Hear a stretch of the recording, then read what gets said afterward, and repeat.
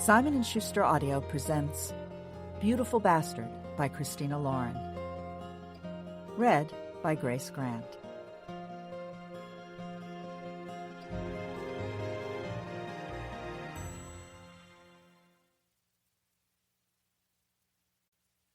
One.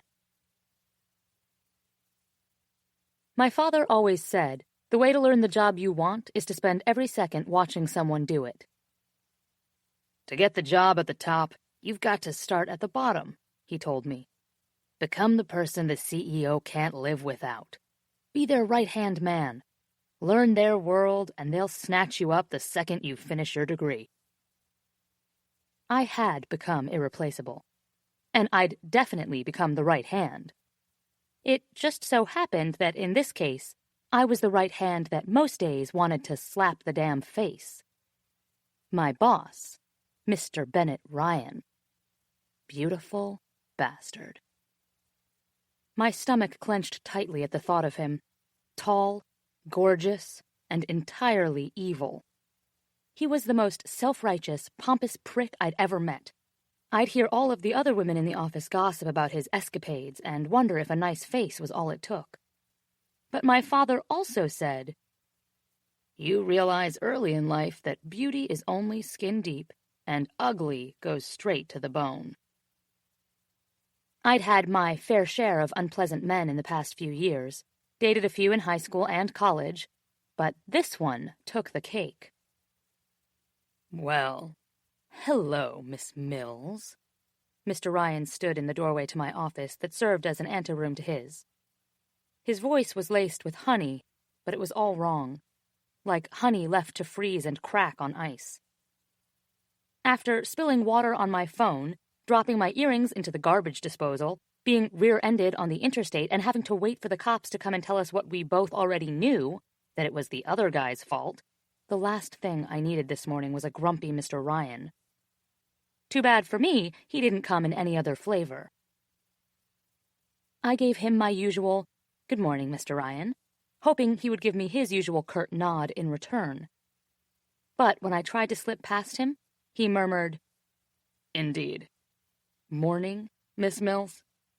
What time is it in your little world?" I stopped and met his cold stare.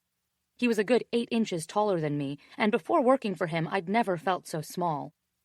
I'd worked for Ryan Media Group for 6 years, but since his return to the family business 9 months ago, I'd taken to wearing heels I used to consider circus height, just so I could approach him near eye level.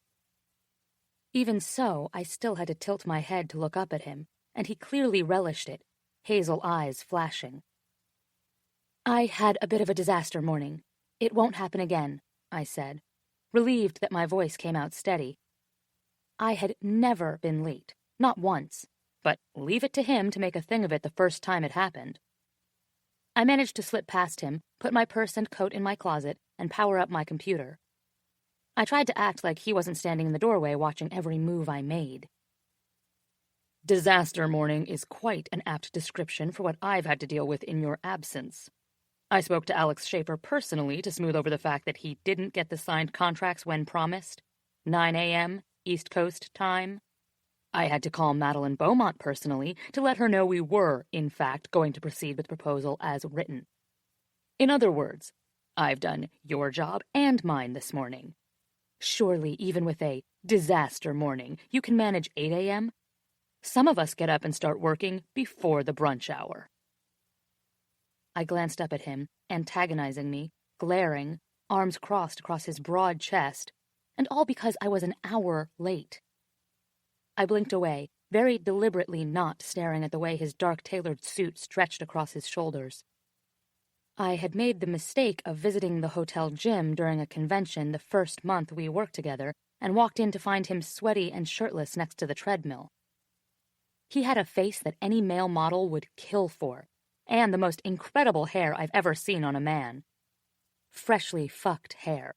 That's what the girls downstairs called it, and, according to them, it earned its title. The image of him wiping his chest with his shirt was forever burned into my brain.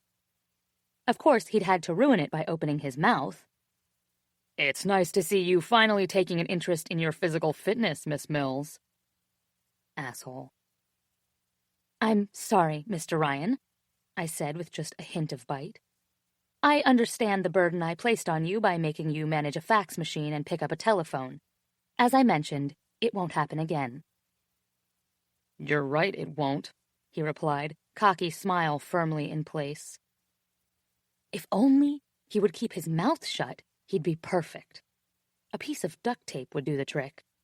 I had some in my desk that I'd occasionally pull out and fondle, hoping someday I could put it to good use. "And just so you don't allow this incident to slip your memory, I'd like to see the full status tables for the Schaefer, Colton, and Beaumont projects on my desk by 5.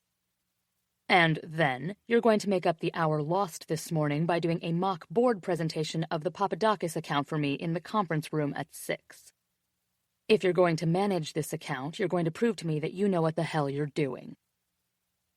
My eyes widened as I watched him turn away, slamming his office door behind him. He knew damn well that I was ahead of schedule with this project, which also served as my MBA thesis. I still had months to finish my slides once the contracts were signed, which they weren't. They hadn't even been fully drafted. Now, with everything else on my plate, he wanted me to put together a mock board presentation in... I looked at my watch. Great. 7.5 hours, if I skipped lunch. I opened the Papadakis file and got down to it. As everyone began filtering out for lunch, I remained glued to my desk with my coffee and a bag of trail mix I'd bought from the vending machine. Normally, I'd bring leftovers, or leave with the other interns to grab something, but time was not on my side today. I heard the outer office door open and looked up, smiling as Sarah Dillon walked in. Sarah was in the same MBA internship program at Ryan Media Group that I was, though she worked in accounting. "Ready for lunch?" she asked. "I'm going to have to skip it. This is the day from hell." I looked at her apologetically, and her smile turned into a smirk. Day from hell or boss from hell? She took a seat on the edge of my desk. "I heard he was on a bit of a rampage this morning." I gave her a knowing look. Sarah didn't work for him, but she knew all about Bennett Ryan. As the youngest son of company founder Elliot Ryan, and with a notoriously short fuse, he was a living legend in the building. Even if there were 2 of me, I wouldn't be able to get this finished in time. "You sure you don't want me to bring you back something?" Her eyes moved in the direction of his office. "A hitman? Some holy water?" I laughed. "I'm good." Sarah smiled and left the office. I'd just finished off the last of my coffee when I bent down, noting a run in my stockings. "And on top of everything else," I began, hearing Sarah return, "I've already snagged these. Actually, if you're going somewhere there's chocolate, bring me back 50 pounds so I can eat my feelings later." I glanced up and saw that it wasn't Sarah standing there. My cheeks flushed red and I pulled my skirt back down. "I'm sorry, Mr. Ryan, Miss Mills, since you and the other office girls have plenty of time to discuss problematic lingerie, in addition to putting together the Papadakis presentation, I need you to also run down to the Willis office and retrieve the market analysis and segmentation for Beaumont." He straightened his tie, looking at his reflection in my window. "Do you think you can manage that?" Did he just call me an office girl? Sure, as part of my internship, I often did some basic assistant work for him, but he knew damn well I had worked for this company for years before receiving a J.T. Miller scholarship to Northwestern. I was 4 months away from getting my business degree. Getting my degree and getting the hell out from under you, I thought. I looked up to meet his blazing eyes. "I'll be happy to ask Sam if she—" "It wasn't a suggestion," he cut me off. "I'd like you to pick them up." He gazed at me for a moment with a clenched jaw before turning on his heel and storming back to his office, pulling the door closed roughly behind him. What the fuck was his problem? Was slamming doors like a teenager really necessary? I grabbed my blazer from the back of the chair and began making my way to our satellite office a few buildings down. When I returned, I knocked on his door, but there was no response. I tried the knob. Locked. He was probably having a late afternoon quickie with some trust fund princess while I ran around Chicago like an insane person. I shoved the manila folder through the mail slot, hoping the papers scattered everywhere and he'd have to get down and sort them himself. Would serve him right. I rather liked the image of him on his knees on the floor, gathering scattered documents. Then again, knowing him, he would call me into that sterile hellhole to clean it up while he watched. 4 hours later, I had the status updates complete, my slides mostly in order, and I was almost hysterically laughing with how awful this day was. I found myself plotting a very bloody and drawn-out murder of the kid at the copy shop. A simple job. That's all I had asked. Make some copies, find some things. Should have been a piece of cake. In and out. But no. It had taken 2 hours. I raced down the darkened hall of the now empty building, the presentation materials clutched haphazardly in my arms, and glanced at my watch. 6:20. Mr. Ryan was going to have my ass. I was 20 minutes late. As I experienced this morning, he hated late. Late was a word not found in the Bennett Ryan Dickhead Dictionary, along with heart, kindness, compassion, lunch break, or thank you. So there I was, running through the empty halls in my stilt-like Italian pumps, racing to the executioner. Breathe, Chloe. He can smell fear. As I neared the conference room, I tried to calm my breathing and slowed to a walk. Soft light shone from beneath the closed door. He was definitely in there, waiting for me. Carefully, I attempted to smooth my hair and clothing while tidying the bundle of documents in my arms. Taking a deep breath, I knocked on the door. Come in. I walked into the warmly lit space. The conference room was huge. One wall was filled with floor-to-ceiling windows that gave a beautiful view of the Chicago cityscape from 18 stories up. Dusk darkened the sky outside, and skyscrapers speckled the horizon with their lighted windows.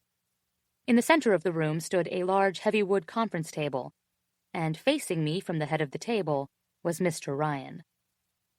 He sat there, suit jacket hanging on the chair behind him, tie loosened, crisp white shirt sleeves rolled up to his elbows, and chin resting on his steepled fingers. His eyes were boring into mine, but he said nothing. I apologize, Mr. Ryan, I said, my voice wavering with my still-labored breathing. The print job took... I stopped. Excuses wouldn't help my situation. And besides, I wasn't going to let him blame me for something I had no control over. He could kiss my ass. With my newfound bravery in place, I lifted my chin and walked over to where he sat. Without meeting his gaze, I sorted through my papers and placed a copy of the presentation on the table before us. Are you ready for me to begin? He didn't respond aloud, his eyes piercing my brave front. This would be a lot easier if he wasn't so gorgeous. Instead, he gestured toward the materials before him, urging me to continue. I cleared my throat and began my presentation. As I moved through the different aspects of the proposal, he stayed silent, staring directly at his copy. Why was he so calm? His temper tantrums I could handle, but the eerie silence, it was unnerving.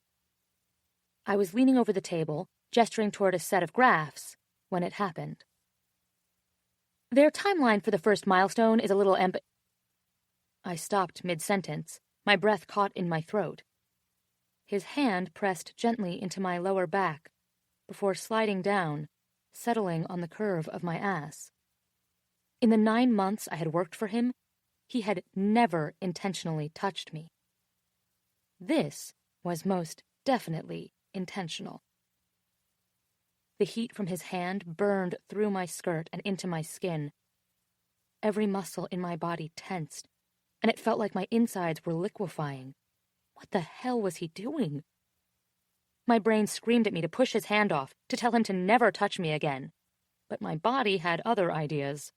My nipples hardened, and I clenched my jaw in response. Traitor nipples. While my heart pounded in my chest, at least half a minute passed, and neither of us said anything as his hand moved down to my thigh, caressing. Our breathing and the muted noise of the city below were the only sounds in the still air of the conference room. "Turn around, Miss Mills." His quiet voice broke the silence, and I straightened my back, eyes facing forward. Slowly, I turned, his hand skimming across me and sliding to my hip. I could feel the way his hand spread from his fingertips on my lower back, all the way to where his thumb pressed against the soft skin just in front of my hip bone. I looked down to meet his eyes, which looked intently back at me. I could see his chest rising and falling, each breath deeper than the last. A muscle twitched in his sharp jaw as his thumb began to move, slowly sliding back and forth, his eyes never leaving mine. He was waiting for me to stop him. There had been plenty of time for me to shove him away, or simply turn and leave. But I had too many feelings to sort out before I could react. I had never felt this way, and I had never expected to feel this about him. I wanted to slap him, and then pull him up by his shirt and lick his neck. "What are you thinking?" he whispered, eyes somehow both mocking and anxious. "I'm still trying to figure that out." With those eyes still locked to mine, he began to slide his hand lower. His fingers ran down my thigh to the hem of my skirt. He moved it up so his fingertips traced the strap of my garter belt, the lace edge of one thigh-high stocking. A long finger slipped beneath the thin fabric and pulled it down slightly. I sucked in a sharp breath, feeling suddenly like I was melting from the outside in. How could I let my body react like this? I still wanted to slap him, but now, more than that, I wanted him to keep going. The heavy ache between my legs was building. He reached the edge of my panties and slipped his fingers under the fabric. I felt him slide against my skin and graze my clit before pushing his finger inside me, and I bit my lip, trying, unsuccessfully, to stifle my groan. When I looked down at him, beads of sweat were forming on his brow. "Fuck," he growled quietly. "You're wet." His eyes fell closed, and he seemed to be waging the same internal battle I was. I glanced down at his lap and could see him straining against the smooth fabric of his pants. Without opening his eyes, he withdrew his finger and fisted the thin lace of my panties in his hand. He was shaking as he looked up at me, fury clear in his expression. In one quick movement, he tore them off, the rip of the fabric echoing in the silence. He pulled my hips roughly, lifting me up onto the cold table and spreading my legs in front of him. I gave an involuntary groan as his fingers returned, sliding between my legs and pushing into me again. I despised this man in a singularly sharp way, but my body was betraying me. I craved more of what he was doing. Damn if he wasn't good at this. His weren't the gentle, loving touches I was accustomed to. Here was a man used to getting what he wanted, and it turned out that right now, what he wanted was me. My head fell to the side as I leaned back on my elbows, feeling my impending orgasm approaching fast. To my absolute horror, I actually whimpered, "Oh, please." He stopped moving, pulling his fingers back and holding them in a fist before him. I sat up, grabbing his silk tie and pulling his mouth roughly against mine. His lips felt as perfect as they looked, firm and smooth. I'd never been kissed by someone who clearly knew every single angle and dip and teasing move to make me almost completely lose my mind. I bit his lower lip as my hands made quick work down to the front of his pants, whipping his belt free of the loops. "You better be ready to finish what you started." He made a low, angry noise deep in his throat and took my blouse in his hands, ripping it open, the silver buttons skittering across the long conference table. He slid his hands up my ribs and over my breasts, thumbs slipping back and forth across my taut nipples, his dark stare fixated on my expression the entire time. His hands were big and rough almost to the point of pain, but instead of wincing or backing off, I pushed into his palms, wanting more and harder. He growled, fingers tightening. It occurred to me I might bruise, and for a sick moment I hoped I did. I wanted a way to remember this feeling of being completely sure of what my body wanted, entirely unleashed. He leaned close enough to bite my shoulder, whispering, "You fucking tease." Unable to get close enough, I quickened my pace on his zipper, shoving his pants and his boxers to the floor. I gave his cock a hard squeeze, feeling him pulse against my palm. The way he hissed my last name, Mills, should have sent a rush of fury through me.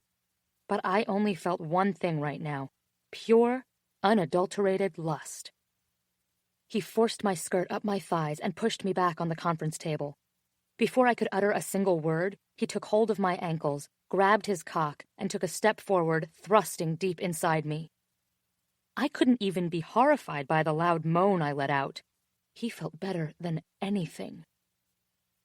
"What's that?" he hissed through clenched teeth, his hips slapping against my thighs, driving him deep inside. "Never been fucked like this before, have you? You wouldn't be such a tease if you were being properly fucked." Who did he think he was? And why the hell did it turn me on so much that he was right? I had never had sex anywhere but on a bed, and it never felt like this. "I've had better," I taunted. He laughed, a quiet, mocking sound. "Look at me." "No." He pulled out just as I was about to come. At first, I thought he was actually going to leave me this way, until he grabbed my arms and yanked me up off the table, lips and tongue pressing against mine. "Look at me," he said again. And finally, with him no longer inside me, I could. He blinked once, slowly, long dark lashes brushing against his cheek, and then said, "Ask me to make you come." His tone was all wrong. It was almost a question. But his words were just like him, all bastard. I did want him to make me come, more than anything, but I'd be damned if I'd ever ask him for anything. I dropped my voice and stared back at him. "You're an asshole, Mr. Ryan." His smile told me that whatever he'd needed from me, he got. I wanted to slam my knees up into his balls, but then I wouldn't get more of what I really wanted. "Say please, Miss Mills." "Please go fuck yourself." The next thing I felt was the cold window against my breasts, and I groaned at the intense contrast in temperature between it and his skin. I was on fire. Every part of me wanted to feel his rough touch. "At least you're consistent," he snarled into my ear before biting my shoulder. He kicked at my feet. "Spread your legs." I parted my legs, and without hesitation, he pulled my hips back and reached between us before thrusting forward into me. "You like the cold?" "Yes." "Devious, filthy girl. You like being watched, don't you?" he murmured, taking my earlobe between his teeth. "You love that all of Chicago can look up here and see you getting fucked, and you loving every minute of it with your pretty tits pressed against the glass." "Stop talking. You're ruining it." Though he wasn't. Not even close. His gravelly voice was doing wicked things to me. But he just laughed in my ear and probably noticed the way I shivered at the sound. "You want them to see you come?" I groaned in response, unable to form words with each repeated thrust into me, pressing me further against the glass. "Say it. You want to come, Miss Mills? Answer me, or I'll stop and make you suck me off instead," he hissed, driving himself deeper and deeper inside me with every thrust. The part of me that hated him was dissolving like sugar on my tongue, and the part that wanted everything he had to give me was growing, hot and demanding. "Just tell me." He leaned forward, sucked my earlobe between his lips, and then gave it a sharp bite. "I promise I'll give it to you." "Please," I said, closing my eyes to shut out everything else and just feel him. "Please. Yes." He reached around, moving his fingertips across my clit with the perfect pressure, the perfect rhythm.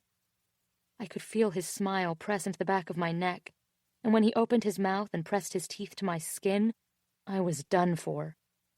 Warmth spread down my spine, around my hips, and between my legs, jerking me back into him. My hands slammed against the glass, my entire body quaking from the orgasm that was rushing over me, leaving me gasping for air. When it finally subsided, he pulled out and spun me around to face him, ducking his head to suck my neck, my jaw, my lower lip. "Say thank you," he whispered. I dug my hands into his hair and tugged hard, hoping I could get some reaction out of him, wanting to see if he was in control or delusional. What are we doing? He groaned, leaning into my hands and kissing up and down my neck, pressing his erection into my stomach. "Now make me feel good." I released one hand and brought it down to his cock and began stroking him. He was heavy and long and perfect in my palm. I wanted to tell him, but I'd be damned if I'd ever let him know how amazing he felt. Instead, I pulled away from his lips, staring at him with hooded eyes. "I'm going to make you come so hard, you forget that you're supposed to be the world's biggest asshole," I growled, sliding down the glass before slowly taking his entire cock in my mouth and back against my throat. He tensed and let out a deep moan. I looked up at him, his palms and forehead resting on the glass, his eyes closed tight. He looked vulnerable, and he looked gorgeous in his abandon. But he wasn't vulnerable. He was the biggest jerk on the planet, and I was on my knees in front of him. No fucking way. So instead of giving him what I knew he wanted, I stood up, pulled my skirt back down, and met his eyes. It was easier now, without him touching me and making me feel things he had no business doing. The seconds ticked by, neither of us looking away. "What the fuck do you think you're doing?" he rasped. "Get on your knees and open your mouth." Not a chance. I pulled the front of my buttonless shirt together and walked out, praying my shaky legs wouldn't betray me. Grabbing my purse from my desk, I threw my blazer on, trying desperately to fasten the button with my trembling fingers. Mr. Ryan still hadn't come out, and I ran to the elevator praying to God it would get there before I had to face him again. I couldn't even let myself think about what happened until I was out of there. I'd let him fuck me, give me the most amazing orgasm of my life, and then I'd left him with his pants around his ankles in the company conference room with the worst case of blue balls known to any man. If this was someone else's life, I would be high-fiving them so hard. Too bad it wasn't. Shit. The doors opened and I entered, quickly pushing the button and watching as each floor counted down. As soon as the elevator reached the lobby, I raced out and down the hall. I briefly heard the security guard say something about working late, but I just waved and sped past him. With each step, the ache between my legs reminded me of the events of the last hour.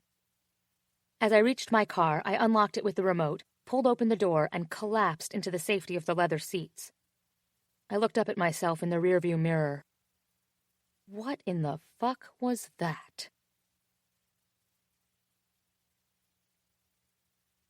2. Christ. I am so fucking screwed. I'd been staring at my ceiling since I woke up 30 minutes ago. Brain, a mess. Dick, hard. Well, hard again. I scowled at the ceiling. It didn't matter how many times I'd jerked off after she left me last night, it never seemed to go away. And though I didn't think it was possible, it was worse than the hundreds of other times I'd woken up this way. Because this time, I knew what I was missing. And she hadn't even let me come. 9 months. 9 fucking months of morning wood, jacking off, and endless fantasies about someone I didn't even want. Well, that wasn't completely true. I wanted her. I wanted her more than any woman I'd ever seen. The big problem was I also hated her. And she hated me too. I mean, she really hated me. In all my 31 years, I had never met someone who pushed my buttons like Miss Mills. Just her name made my dick twitch. Fucking traitor. I stared down at where I'd tented my sheets. This stupid appendage got me into this mess to begin with. I rubbed my hands across my face and sat up. Why couldn't I just keep it in my pants? I'd managed for almost a year, and it had worked. I kept my distance, bossed her around. Hell, even I'll admit I'd been a bastard. And then I just lost it. All it took was one moment, sitting in that quiet room, her smell all around me, and that fucking skirt, her ass in my face. I snapped. I was sure that if I just had her once, it would be disappointing and the wanting would be over. I'd finally have some peace. But here I was, in my bed, hard as if I hadn't come in weeks. I looked at the clock, and it had only been 4 hours. I took a quick shower, scrubbing myself roughly as if to remove any trace of her left from last night. This was going to stop. This had to stop. Bennett Ryan didn't act like some horny teenager, and I certainly did not fuck around in my office. The last thing I needed was a clingy woman ruining everything. I couldn't allow Miss Mills to have this control over me. Everything was so much better before I knew what I was missing. For as awful as that was, this was 1,000,000 times worse. I was making my way into my office when she walked in. The way she left last night, practically sprinting out the door, I figured one of 2 scenarios awaited me.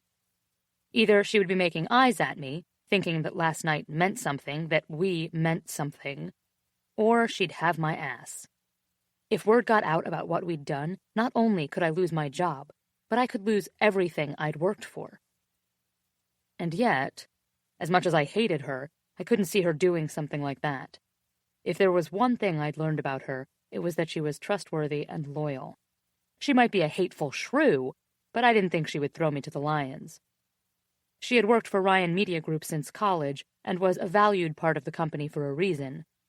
Now she was only months from obtaining her MBA and would have her pick of jobs when she was ready. No way would she jeopardize that. But I'll be damned if she didn't completely ignore me. She walked in wearing a knee-length trench coat. It shielded whatever was beneath, but did a fantastic job showing off those amazing legs. Oh shit. If she was wearing those shoes, there was a good chance. No, not that dress. Please, for the love of God, not that dress. I knew for a fact there was no way I had the willpower for that shit today. I glared at her as she hung her jacket in her closet and sat down at her desk. Well, fuck me running. That woman really was the biggest tease in the entire world. It was the white dress, with a neckline that dipped down to accentuate the soft, smooth skin of her neck and collarbone, and white fabric clinging perfectly to those gorgeous tits. The dress was the bane of my existence, my heaven and hell wrapped in one delicious package. The hem fell just below her knees, and it was the sexiest thing I had ever seen. It wasn't provocative in any way, but there was something about the cut and that goddamn virginal white that had me hard practically all day. And she always left her hair down when she wore it. One of my recurring fantasies was of taking all of the damned pins out of her hair before I grabbed a handful and fucked her. God, she pissed me off. When she still didn't acknowledge me, I turned and stormed into my office, slamming the door behind me. Why was she still affecting me this way? I'd never had anyone or anything distract me from work, and I hated her for being the first. But part of me relished the memory of her victorious expression as she turned and left me gasping and practically begging her to suck me off. The girl had a spine made of steel. I bit back a grin and focused instead on hating her. Work. I would just focus on work and stop thinking about her. I walked over to my desk and sat down, trying to direct my attention to anything but thoughts of how amazing those lips felt around me last night. Not conducive, Bennett. I flipped open my laptop to check my schedule for the day. My schedule. Shit. The bitch had the most up-to-date version in her computer. Hopefully I wasn't missing any meetings this morning, because I was not calling Ice Queen in here until I absolutely had to. As I was going over a spreadsheet, a knock came at my door. "Come in," I called out. A white envelope was slammed down onto my desk. I looked up to see Miss Mills staring down at me with a defiantly crooked eyebrow. Without an explanation, she turned and walked out of my office. I glared at the envelope, panicked. Likely it was a formal letter detailing my conduct and indicating her intent to file a harassment suit. I expected letterhead and her scribbled signature at the bottom of the page. What I didn't expect was a sales receipt from an online clothing store, charged to the company credit card. I shot up out of the chair and raced out of my office after her. She was headed for the stairwell. Good. We were on the 18th floor, and nobody, besides maybe the two of us, ever used the stairs.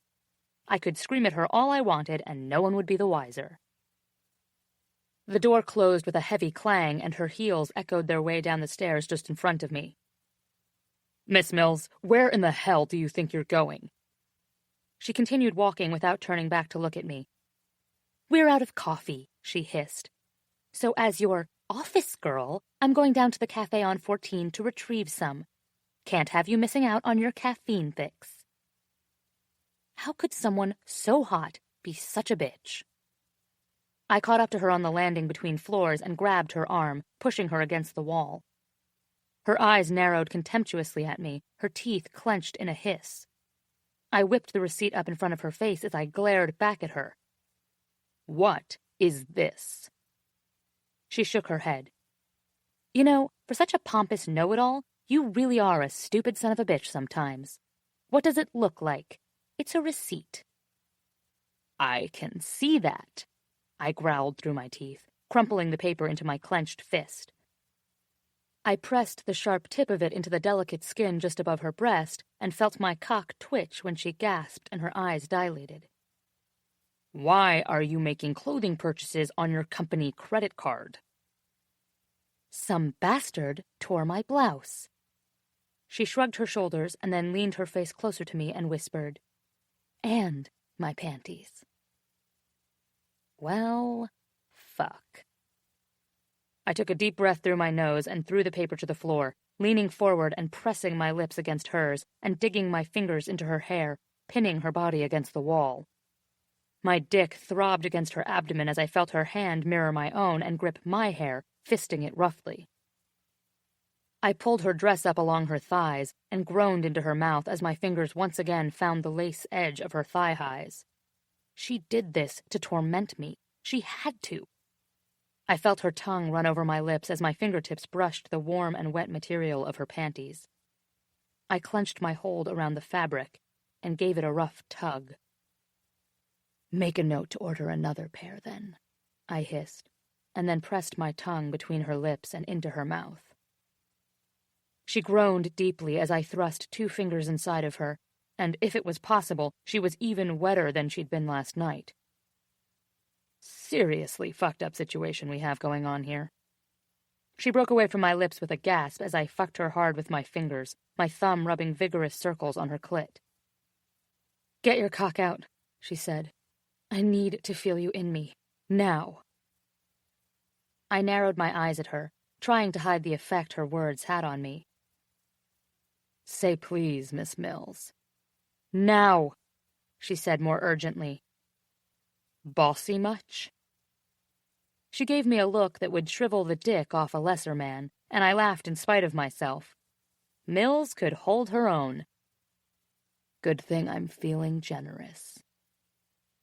I made quick work of my belt and pants before lifting her up and thrusting hard inside her. Christ, she felt amazing. Better than anything. It helped explain why I couldn't get her out of my head, and a small voice told me I might never get enough of this. "Damn," I mumbled. She gasped, and I felt her clench around me, her breath ragged. She bit into the shoulder of my jacket and wrapped her leg around me as I began moving into her hard and fast against the wall. Any moment, someone could enter the stairwell and catch me fucking her, and I couldn't care less. I needed to get her out of my system. She lifted her head from my shoulder and bit her way up my neck before taking my bottom lip between her teeth. "Close," she growled and tightened her leg around me to pull me deeper. "I'm close." Perfect. I buried my face in her neck and hair to muffle the groan as I came, hard and suddenly inside her, squeezing her ass in my hands. Pulling out before she could rub herself against me any more, I put her down on unsteady legs. She gaped at me, her look thunderous. The stairwell filled with a leaden silence. "Really?" she said, exhaling loudly. Her head fell back against the wall with a dull thud. "Thanks. That was fantastic." I found my pants down around my knees. "You're an asshole." "You've mentioned this," I murmured, looking down as I pulled up my zipper. When I looked back up, she had straightened her dress, but she still looked beautifully disheveled, and part of me ached to reach forward and slide my hand against her, to make her come. But a larger part of me relished the angry dissatisfaction in her eyes. What goes around comes around, so to speak. "It's too bad you're such a horrible lay," she replied calmly. She turned to continue down the stairs, but stopped abruptly, spinning back to meet my eye. "And it's a good thing I'm on the pill. Thanks for asking, asshole." I watched her disappear out of sight down the stairs and growled as I walked back to my office. I landed in my chair with a loud huff, raking my hands through my hair before removing her destroyed panties from my pocket. I stared at the white silk fabric between my fingers for a moment, then opened my desk drawer and dropped them in to join the pair from last night.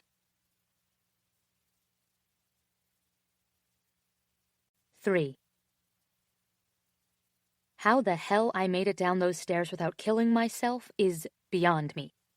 I ran out of there like I was on fire, leaving Mr. Ryan alone in the stairwell, slack-jawed, clothes askew, and hair standing on end like he'd been molested. Blowing past the cafe on 14 and clearing the final floor landing in a leap, no easy task in these shoes, I pushed open the metal door and leaned against the wall, panting. What just happened? Did I just fuck my boss on the stairs? I gasped and my hands flew over my mouth. Did I order him to? Oh, Jesus. What the hell was wrong with me? Dazed, I stumbled away from the wall and up a few flights into the closest restroom. I did a quick check under all the stalls to make sure they were empty and then turned the lock on the main door. As I approached the bathroom mirror, I winced. I looked like I'd been ridden hard and put out to dry. My hair was a nightmare. All my carefully styled waves were now a mass of wild tangles. Apparently, Mr. Ryan liked my hair down. I'd have to remember that. Wait, what? Where the hell did that come from? I most certainly would not remember that. I slammed my fist on the counter and moved closer to inspect the damage. My lips were swollen, my makeup smudged, my dress was stretched out and practically hanging on me, and I was once again missing my panties. Son of a bitch. That was the second pair. What was he doing with them anyway? Oh God, I said, panicked. They weren't lying in a pile in the conference room somewhere, were they? Maybe he picked them up and tossed them aside. I should ask him to be sure. But no, I wouldn't give him the satisfaction of even acknowledging this. What was this? I shook my head, scrubbing my face with my hands. God, I'd made a mess of things. When I came in this morning, I'd had a plan. I was going to walk in there, throw that receipt in his pretty little face, and tell him to shove it. But then he'd looked so goddamn sexy in that charcoal Prada suit, and his hair stuck up like a neon sign screaming, "Do me!" And I just lost all coherent thought. Pathetic. What was it about him that made my brain turn to mush and my panties wet? This was not good. How was I going to face him without imagining him naked? Okay, well, not naked. I technically hadn't seen him completely undressed yet, but what I had seen caused a shiver to run through me. Oh no. Did I just say, yet? I could quit. I thought about that for a minute, but didn't like the way it felt. I loved my job, and Mr. Ryan might be the world's most epic douchebag, but I'd dealt with that for 9 months, and, the last 24 hours aside, I had him figured out and could handle him like no other. And, as much as I hated to admit it, I loved watching him work. He was an asshole because he was both supremely impatient and an obsessive perfectionist. He held everyone to the same standards he set for himself and didn't put up with anything but the best effort. I had to admit I'd always appreciated the expectation that I would perform better, work harder, and do whatever it took to get the job done, even if I didn't always love his methods. He really was a genius in the marketing world. His whole family was. And that was the other thing. His family. My dad was back home in North Dakota, and when I started as a receptionist while still in college, Elliot Ryan had been so good to me. They all had. Bennett's brother, Henry, was another senior executive and the nicest guy I'd ever met. I loved everyone here, so quitting was simply not an option. The biggest issue was my scholarship. I needed to present my in-world experience to the J.T. Miller Scholarship Board before I completed my MBA, and I wanted my thesis to be a powerhouse. It's why I stayed on at RMG. Bennett Ryan offered me the Papadakis account, the marketing plan for the multi-billionaire land developer, which was a bigger project than anything my peers were working on. 4 months wasn't enough to start somewhere new and have anything good to show for it. Was it? No. Definitely couldn't leave Ryan Media.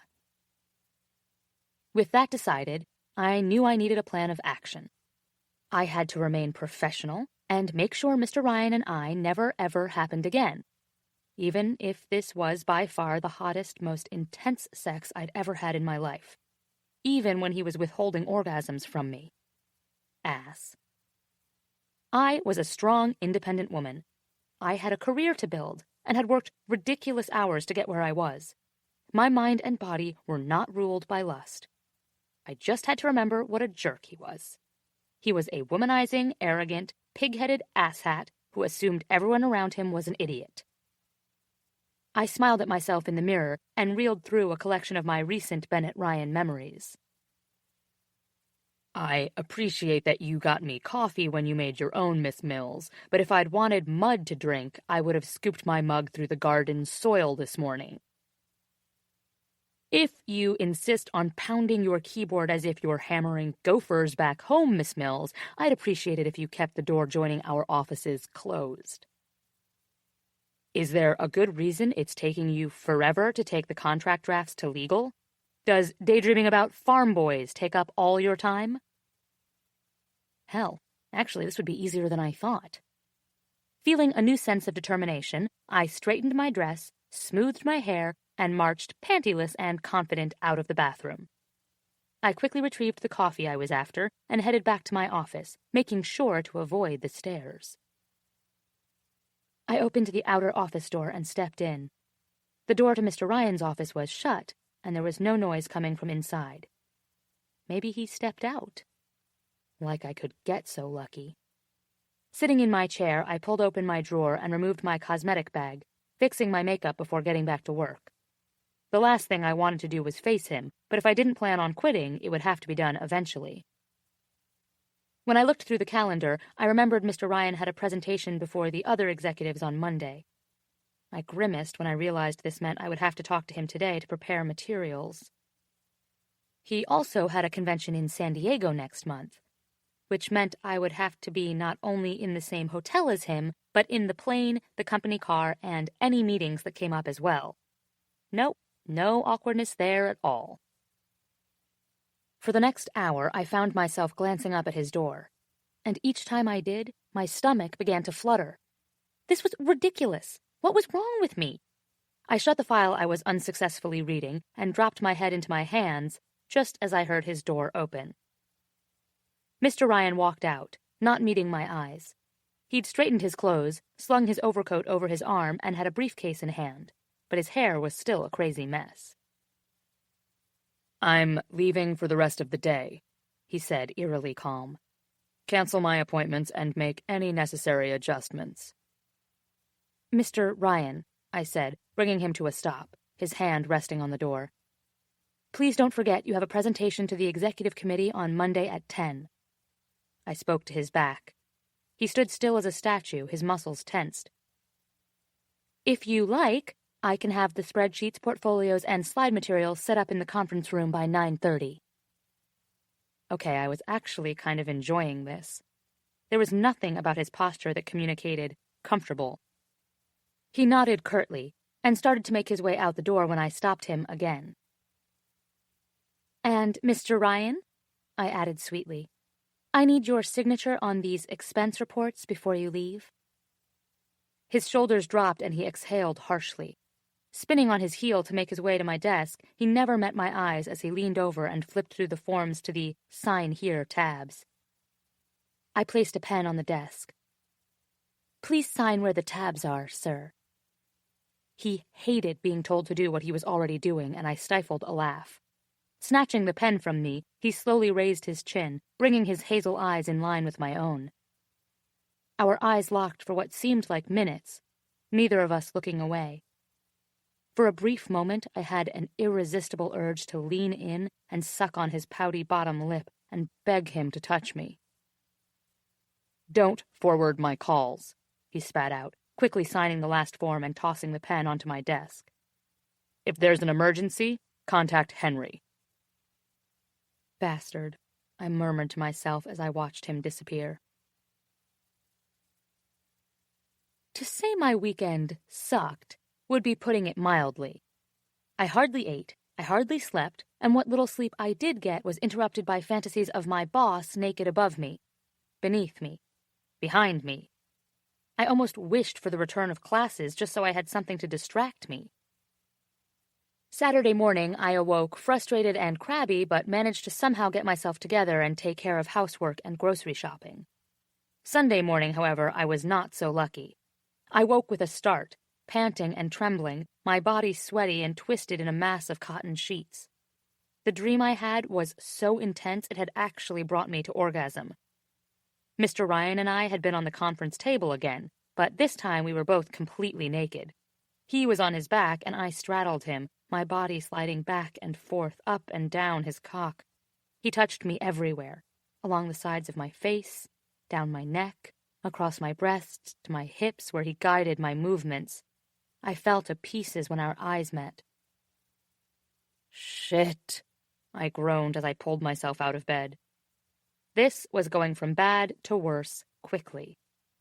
Who would have thought working for an angry jackass would result in my getting fucked up against a cold window at work and liking it? I started the shower, and as I waited for the water to warm, my thoughts began to drift again. I wanted to see his eyes looking up from between my legs, wanted to see his expression as he climbed on top of me, pushed into me, felt how much I wanted him. I ached to hear the sound of his voice saying my name when he came. My heart sank in my chest. Fantasizing about him was a one-way ticket to trouble. I was on the cusp of getting my graduate degree. He was an executive. He had nothing to lose, and I stood to lose it all. I showered and dressed quickly to meet Sarah and Julia for brunch. Sarah and I got to see each other every day at work, but Julia, my best friend since middle school, was tougher to nail down. She was a buyer for Gucci, and dutifully filled my closet with samples and overstock.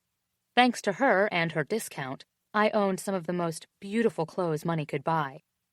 I still paid a pretty penny for them, but it was worth it. I made decent money at Ryan Media, and my scholarship covered all of my school costs. But even I couldn't spend $1,900 on a dress and not want to off myself. I'd sometimes wondered if Elliot paid me so well because he knew I was the only one who could handle his son. Oh, if only he knew. I decided that it would be a bad idea to talk to the girls about what was going on. I mean, Sarah worked for Henry Ryan and saw Bennett around the building all the time. There was no way I could ask her to keep that kind of secret. Julia, on the other hand, would kick my ass. For almost a year, she'd listened to me complain about what a dick he was, and she would not be happy to find out I was screwing him. 2 hours later, I was sitting with my two best friends, drinking mimosas on the patio of our favorite restaurant, talking about men and clothes and work. Julia had surprised me with a dress made from the most sumptuous fabric I'd ever felt. It sat in a garment bag slung over the chair next to me. "So, how's work going?" Julia asked between bites of her melon. "That douche of a boss still giving you a hard time, Chloe?" "Oh, beautiful bastard," Sarah sighed, and I carefully studied the condensation on my champagne flute. She popped a grape into her mouth and spoke around it. "God, you should see him, Julia. It's the most perfect nickname I've ever heard. He is a god. And I mean that. There's nothing wrong with him, physically. Perfect face, body, clothes, hair. Oh, God, the hair. He's got that artfully arranged, messy thing going on," she said, motioning above her head. "Looks like he just banged the hell out of someone." I rolled my eyes. I never needed a reminder about the hair. "But, and I don't know what Chloe has told you, he really is awful," Sarah continued, growing serious. "I mean, I wanted to shove a pocket knife into each of his tires within the first 15 minutes of meeting him. He is the biggest dick I've ever met." I almost choked on a piece of pineapple. If Sarah only knew. Truly, the man was blessed in the man parts department. It was unfair. "Why is he such a jerk?" "Who knows?" Sarah said, and then blinked away as if she was really considering whether he had a good excuse. "Maybe he had a hard childhood?" "Have you met his family?" I asked, skeptical. "Hello, Norman Rockwell." "True," she conceded. "Maybe it's some sort of defense mechanism. Like, he's bitter and feels like he has to work harder and prove himself to everyone all the time because he's so damn pretty?" I snorted. "There isn't a deep reason. He thinks everyone should care as much and work as hard as he does, and most people don't. It pisses him off." "Are you defending him, Chloe?" Sarah asked with a surprised grin. "Definitely not." I noticed Julia's blue eyes were trained on me and had narrowed in silent accusation. I'd done my share of complaining about my boss in the past several months, but maybe I'd never mentioned that he was gorgeous? "Chloe, have you been holding out on me? Is your boss a hot piece?" she asked. "He is gorgeous, but his personality makes it pretty hard to appreciate." I tried to be as nonchalant as I could. Julia had a way of reading every thought I had. "Well," she said, shrugging her shoulders and taking a long sip of her drink, "maybe he's pissed off because he's got a tiny dick." I tipped back my champagne flute as my two friends howled in fits of laughter. Monday morning, I was a bundle of nerves as I made my way into the building. I'd made my decision. I wasn't going to sacrifice my job because of our lack of judgment. I wanted to finish this position with a stellar presentation for the scholarship board, and then leave and start my career. No more sex, no more fantasizing. I could easily work, business only, with Mr. Ryan for another few months. Feeling the need for a boost of confidence, I wore the new dress Julia had given me. It hugged my curves without looking too provocative. But my secret confidence weapon was my underwear. I'd always had a thing for expensive lingerie, and early on had learned where to hunt for the best sales. Wearing something sexy under my clothes was empowering, and the pair I had on would most certainly do the trick. They were black silk in front, embellished with embroidery, and the back consisted of a series of delicate tulle ribbons, crisscrossing to meet in the center near my tailbone with a dainty black bow.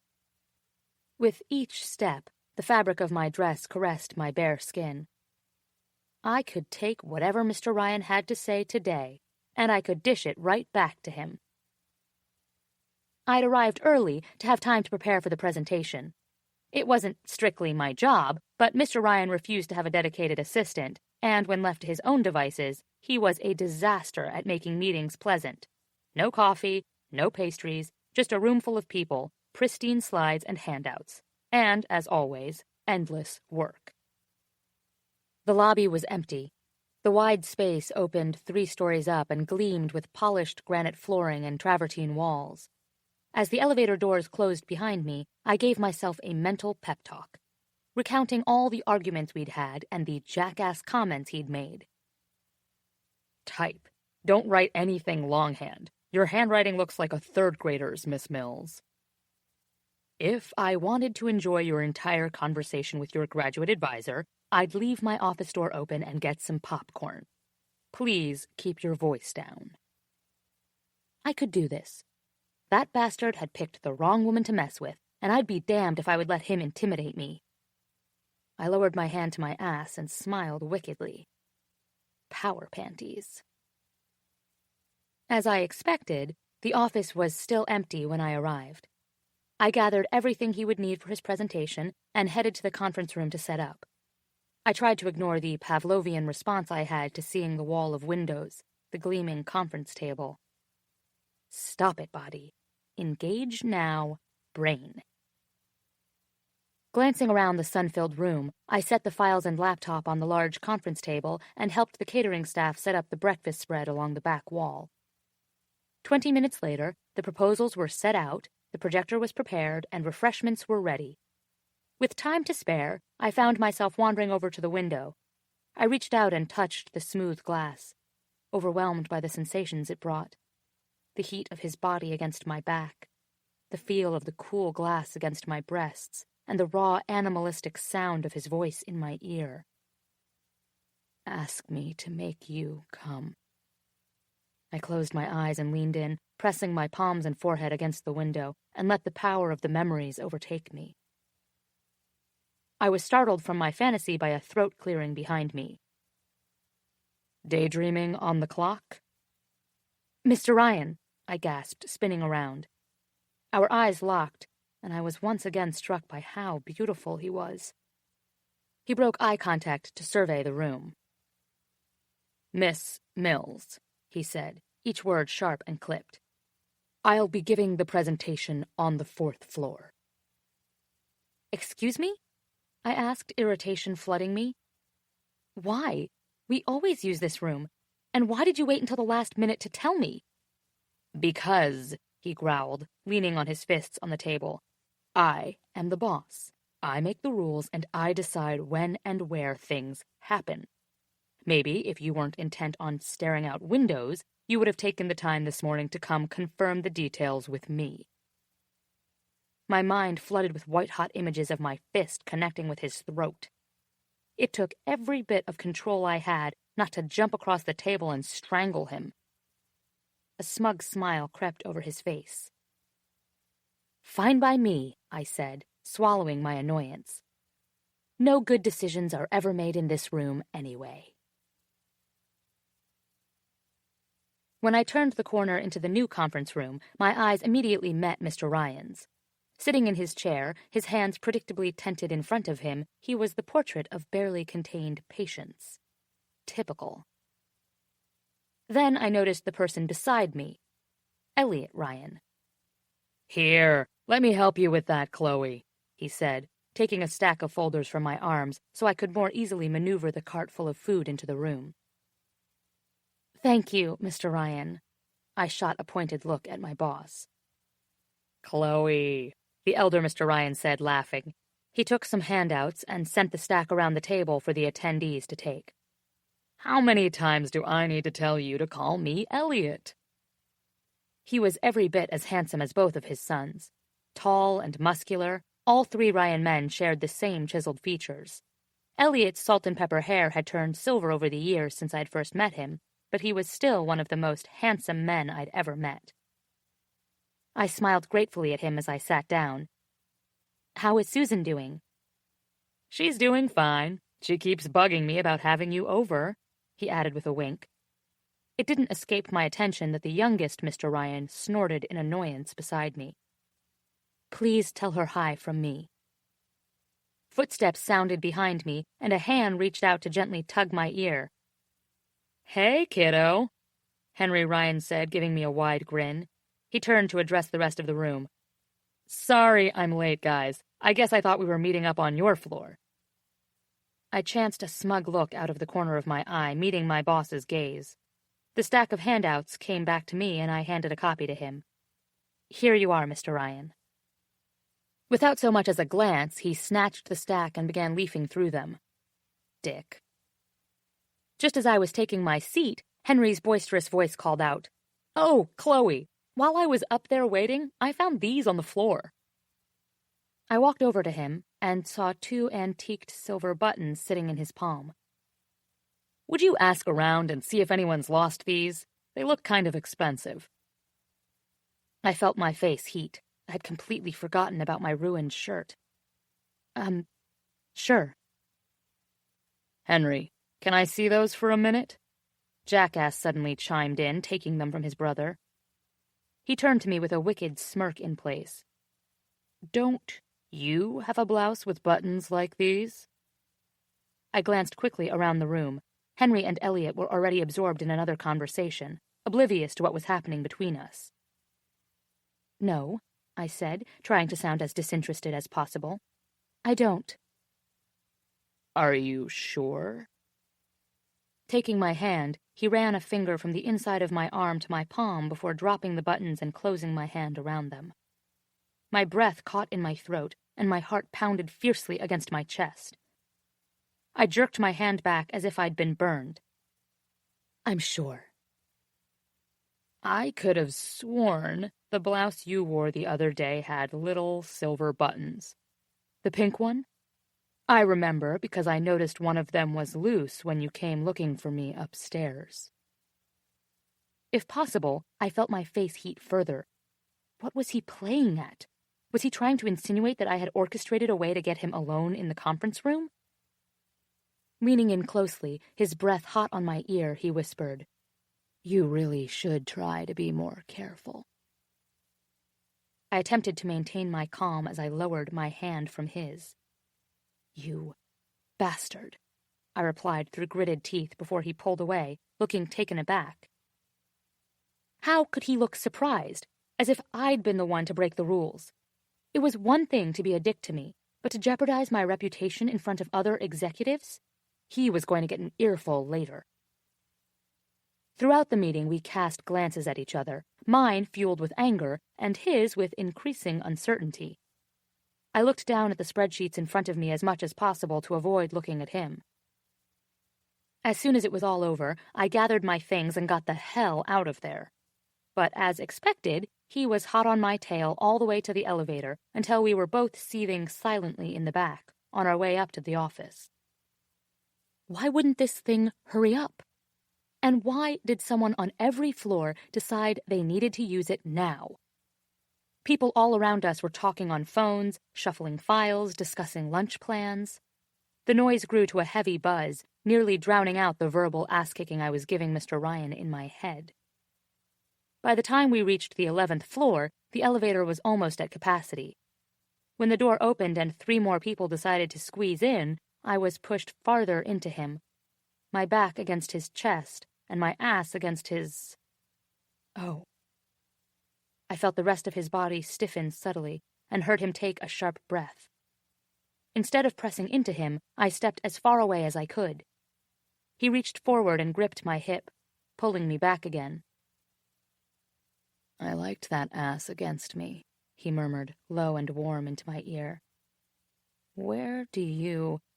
I'm 2 seconds away from castrating you with my heel." He leaned even closer. "Why are you suddenly more pissy than usual?" I turned my head and said in barely a whisper, "It would be just like you to make me look like a career-climbing whore in front of your father." He dropped his hand, slack-jawed. "No." Blink, blink. "What?" Confused, Mr. Ryan was surprisingly hot. "Bastard. I was just playing around." "What if they'd heard you?" "They didn't." "They could have." He genuinely looked like the thought had never occurred to him, and it probably hadn't. It was easy for him to play games from his perch at the top. He was the workaholic executive. I was the girl halfway up the ladder. The person on our left glanced over, and we both stood straight, looked forward. I elbowed him sharply in the side, and he pinched my ass hard enough to make me gasp. "I won't apologize," he said under his breath. "Of course you won't, dick." He pressed into me again, and I felt the length of him grow even harder, the traitor warmth spreading between my legs. We reached the 15th floor, and a few more people filed out. I reached behind me, slid my hand between us, and palmed him. He exhaled a warm puff against my neck, whispering, "Fuck yes." And then I squeezed. "Fuck, sorry," he hissed into my ear. I let go, dropping my hand and grinning to myself. "Christ, I was just playing around with you." The 16th floor. The rest of the crowd exited in a single rush, apparently headed to the same meeting. As soon as the doors closed and the elevator began to move, I heard a growl from behind me and caught a quick, sudden movement as Mr. Ryan slammed his hand against the stop button on the control panel. His eyes turned on me, and they were darker than I had ever seen them. In one fluid motion, he pinned me against the wall of the elevator with his body. He pulled away just long enough to give me an angry glare and mutter, "Don't move." And even though I wanted to tell him to fuck off, my body begged me to do whatever he said. Reaching over to my discarded files, he plucked a sticky note off the top and placed it over the camera lens set into the ceiling. His face was only a couple of inches from mine, his breath coming out in sharp bursts against my cheek.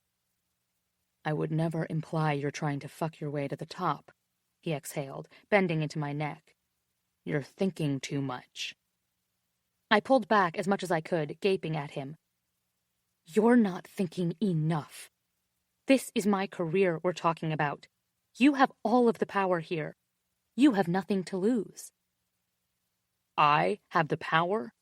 You're the one who pressed into my dick in the elevator. You're the one doing this to me." I felt my expression soften. I wasn't used to seeing him be vulnerable with me, even a little. "Then don't blindside me." After a long pause, he nodded. The sound of the building all around us filled the elevator as we continued to stare at each other. The ache for contact began to build, first in my navel and spreading lower, between my legs. He bent forward, licking my jaw before covering my lips with his, and an involuntary groan rumbled in my throat as his hardened cock pressed against my stomach. My body began acting on instinct, and my leg wrapped around his, pressing me closer against his arousal, my hands finding their way to his hair. He pulled back just long enough for his fingers to flick at the clasp at my waist. My dress drifted apart in front of him. "Such an angry kitty," he whispered, placing his hands on my shoulders. He looked into my eyes and slid the fabric to the floor. Goosebumps spread along my skin as he took my hands, turned me around, and pressed my palms against the wall. Reaching up, he removed the silver comb from my hair, letting it fall down my naked back.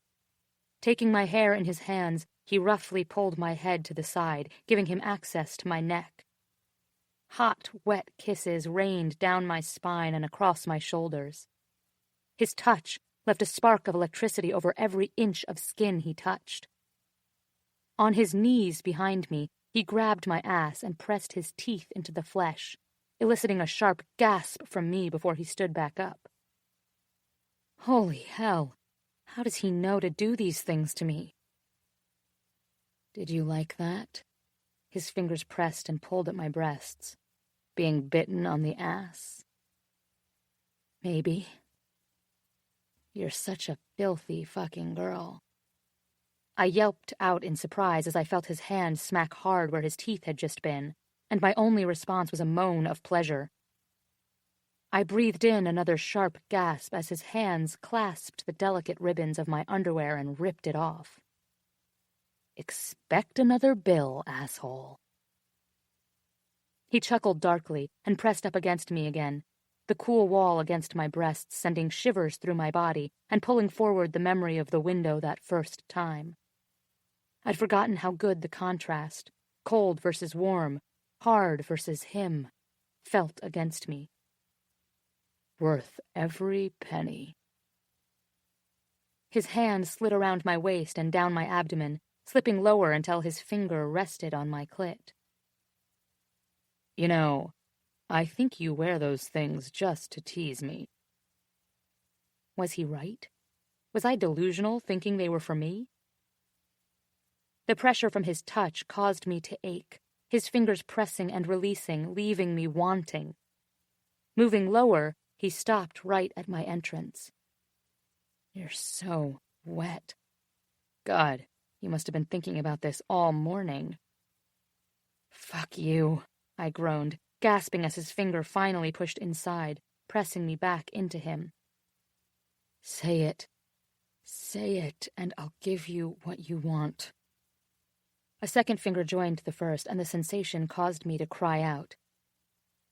I shook my head, but my body betrayed me again. He sounded so needy. His words were teasing and controlling, but it felt like he was begging, too.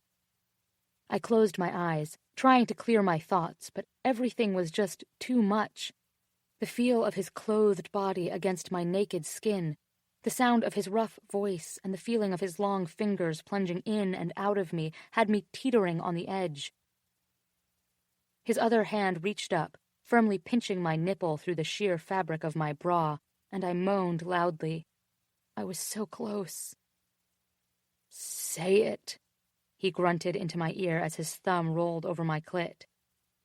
I won't have you angry with me all day. I gave in, finally, whispering, I want you inside me. He let out a low, strangled moan, and his forehead rested on my shoulder as he began moving faster, plunging and circling, his hips ground against my ass, his erection rubbing against me. Oh, God, I moaned, the coil tightening deep inside, my every thought focused on the pleasure, begging to break free. And then, the rhythmic sounds of our panting and groans were suddenly interrupted by the shrill ringing of a phone. We stilled as the realization of where we were crashed down on us. Mr. Ryan cursed as he moved away from me and took the elevator's emergency receiver.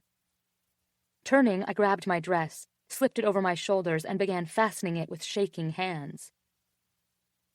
Yes. He sounded so calm, not even a little out of breath. Our eyes locked across the elevator. I see. No, we're fine. He bent over slowly, removing my torn and discarded panties from the elevator floor. No, it just stopped. He listened to the person on the other end, while rubbing the silky fabric between his fingers. That's fine, he finished, hanging up the phone. The elevator jerked as it began ascending again. He looked down at the lace in his hand, and then back to me. And then he smirked, stepping away from the wall and stalking toward me. Placing one hand next to my head, he leaned in, running his nose along my neck and whispering, You smell as good as you feel. A small gasp escaped me.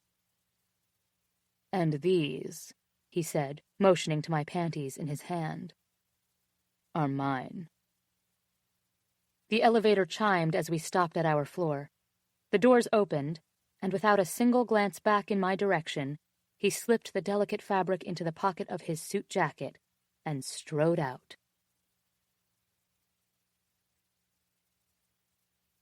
4. Panic. The emotion gripping me as I all but sprinted to my office could only be described as pure panic. I couldn't believe what was happening. Being alone with her in that tiny steel prison, her smell, her sounds, her skin, made my self-control evaporate. I was unraveling. This woman had a hold on me unlike anything I'd ever experienced. Finally, in the relative safety of my office, I collapsed on the leather sofa. Leaning forward, I gripped my hair tightly, willing myself to calm and my erection to subside. Things were going from bad to worse. I'd known from the minute she reminded me of the morning's meeting that there was no way in hell I could form one coherent thought, let alone give an entire presentation in that fucking conference room. And forget sitting at that table. Walking in there to find her leaning up against the glass, deep in thought, was enough to make me hard again. I'd made up some bullshit story about the meeting being moved to a different floor, and, of course, she called me on it. Why did she always have to antagonize me? I made a point of reminding her of who was in charge. But, as with every other argument we've ever had, she threw it right back in my face. I jumped slightly at a loud thud in the outside office, followed by another one, and yet another. What the hell was going on out there? I stood and made my way to the door, opening it to find Miss Mills slamming down her folders in different piles. I folded my arms and leaned against the wall, watching her for a moment. The sight of her so angry was not diminishing the problem in my trousers in the slightest. "Would you mind telling me what your problem is?" She looked up at me as if I'd sprouted an extra head. "Are you out of your mind?" "Not even a little." "Pardon me if I feel a touch edgy," she hissed, grabbing a stack of folders and roughly shoving them into a drawer. "I'm not exactly thrilled with the—" "Bennett," my dad said, walking briskly into my office. "Great job in there. Henry and I just spoke with Dorothy and Troy, and they were—" He stopped and stared at where Miss Mills stood, white-knuckling the edge of her desk. "Chloe, dear, are you okay?" She straightened and stretched her fingers, nodding. Her face was beautifully flushed, her hair a little wild. From me. I swallowed and turned to look out the window. "You don't look well," Dad said, walking to her and putting his hand on her forehead. "You're hot." I clenched my jaw as I watched their reflection in the glass, a strange feeling clawing its way up my spine. Where is this coming from? "Actually," she said, "I do feel a little off." "Well, you should head home. With your work schedule and having just finished the semester at school, no doubt you're—" "We have a full calendar today, I'm afraid," I said, turning to face them.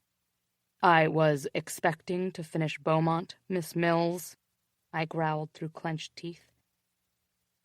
My father turned his steely gaze on me. "I'm sure you can handle whatever needs to be done, Bennett." He turned back to her. "You go on ahead." "Thank you, Elliot." She looked at me, arching a perfectly sculpted brow. "See you tomorrow morning, Mr. Ryan." I watched her walk out, and my father closed the door behind her, turning to look at me with fire in his eyes. "What?" I asked. "It wouldn't kill you to be a little nicer, Bennett." He moved forward and sat on the corner of her desk. "You're lucky to have her, you know." I rolled my eyes and shook my head. "If her personality were as appealing as her PowerPoint skills, we wouldn't have a problem." He cut me off with a glare. "Your mother called and told me to remind you about dinner tonight at the house. Henry and Mina are coming over with the baby." "I'll be there." He made his way over to the door, stopping to look back at me. "Don't be late." "I won't, Christ!" He knew as well as anyone that I don't show up late for anything, even something as simple as a family dinner. Henry, on the other hand, would be late to his own funeral. Finally alone, I stepped back into my office and collapsed into my chair. Okay, so maybe I was a little on edge. I reached into my pocket and pulled out what remained of her underwear, ready to discard them into my drawer with the others, when I noticed the tag. Agent Provocateur.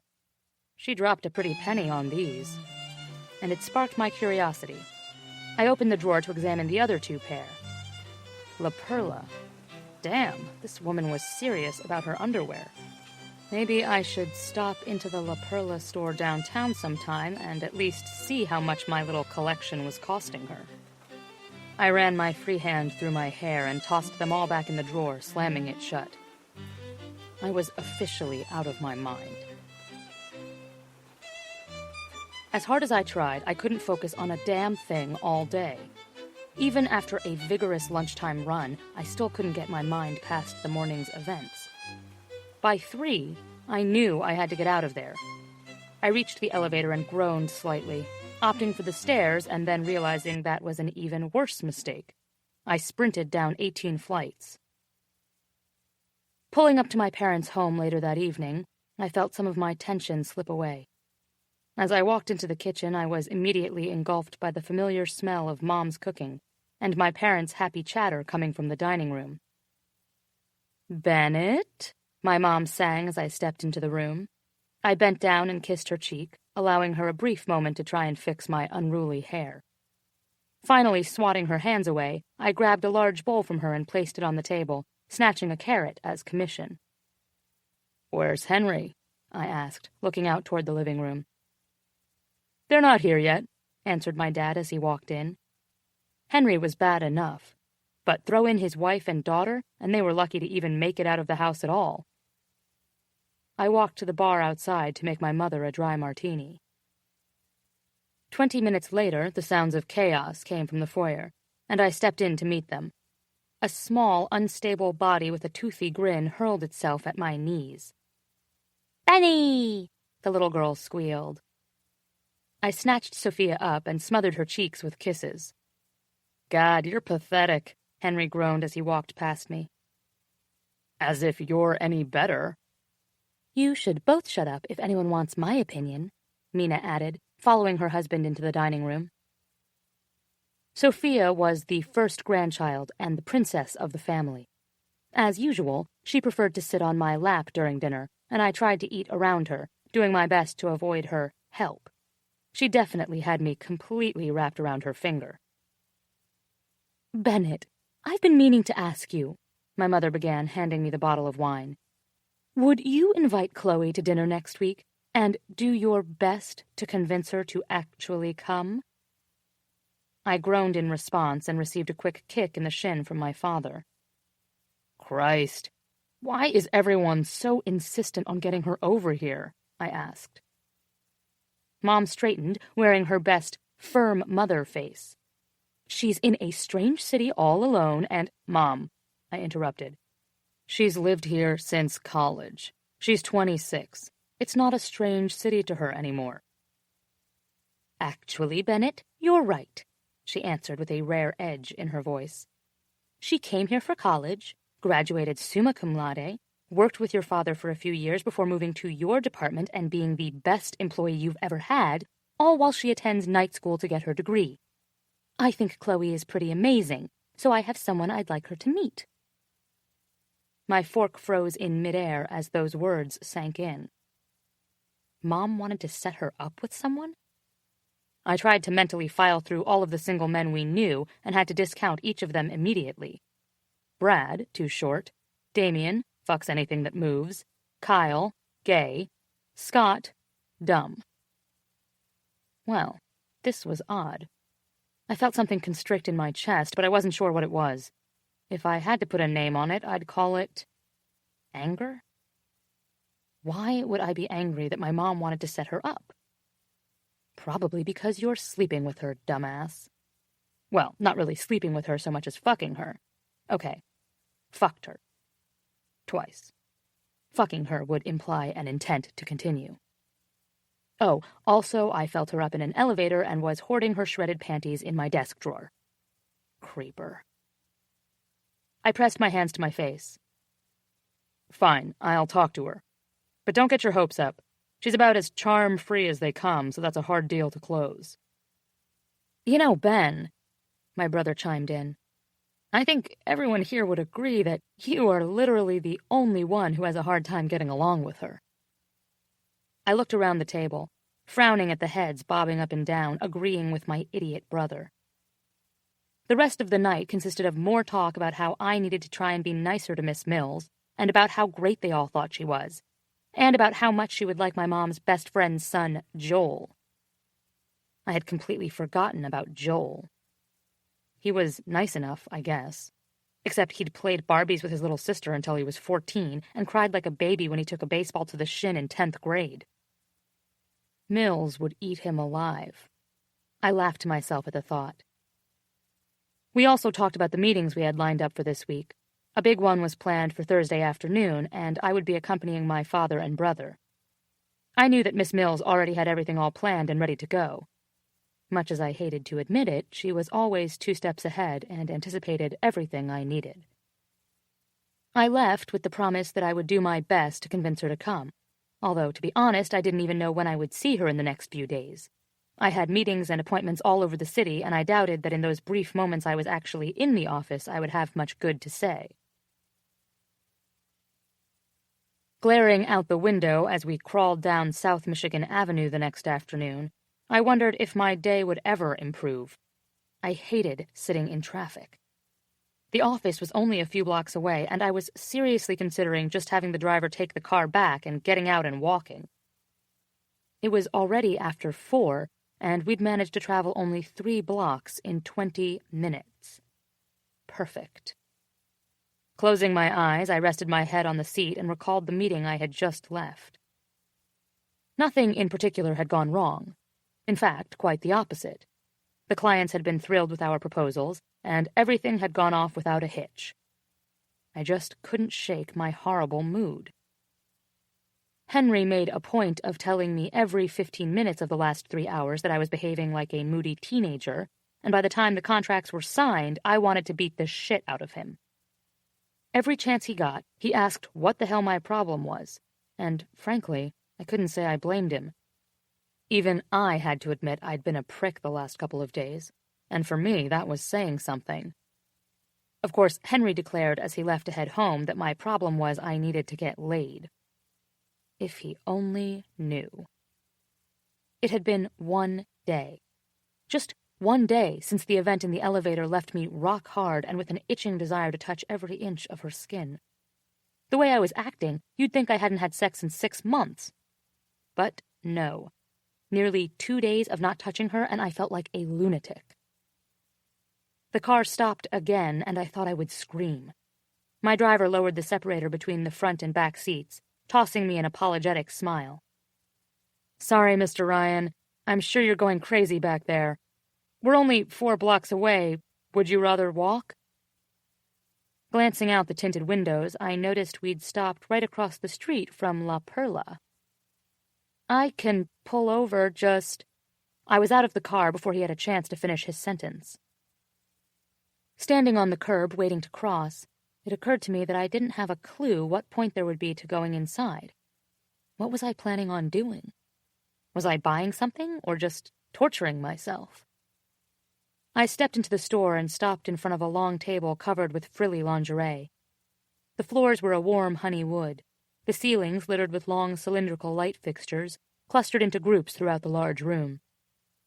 The dim lighting cast the entire space in a soft, intimate glow, illuminating the tables and racks of expensive lingerie. Something about the delicate lace and satin brought on that all-too-familiar desire for her.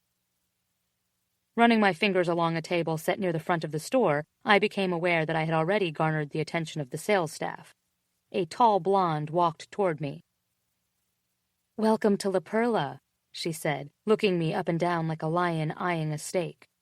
It occurred to me that a woman in this business would know how much I paid for my suit, and that my cufflinks were real diamonds. Her eyes practically turned into flashing dollar signs. "Is there something I can help you find today? Maybe a gift for your wife? Your girlfriend, perhaps?" she added, a hint of flirtation in her voice. "No, thank you," I answered, suddenly feeling ridiculous for even being here. "I'm just looking."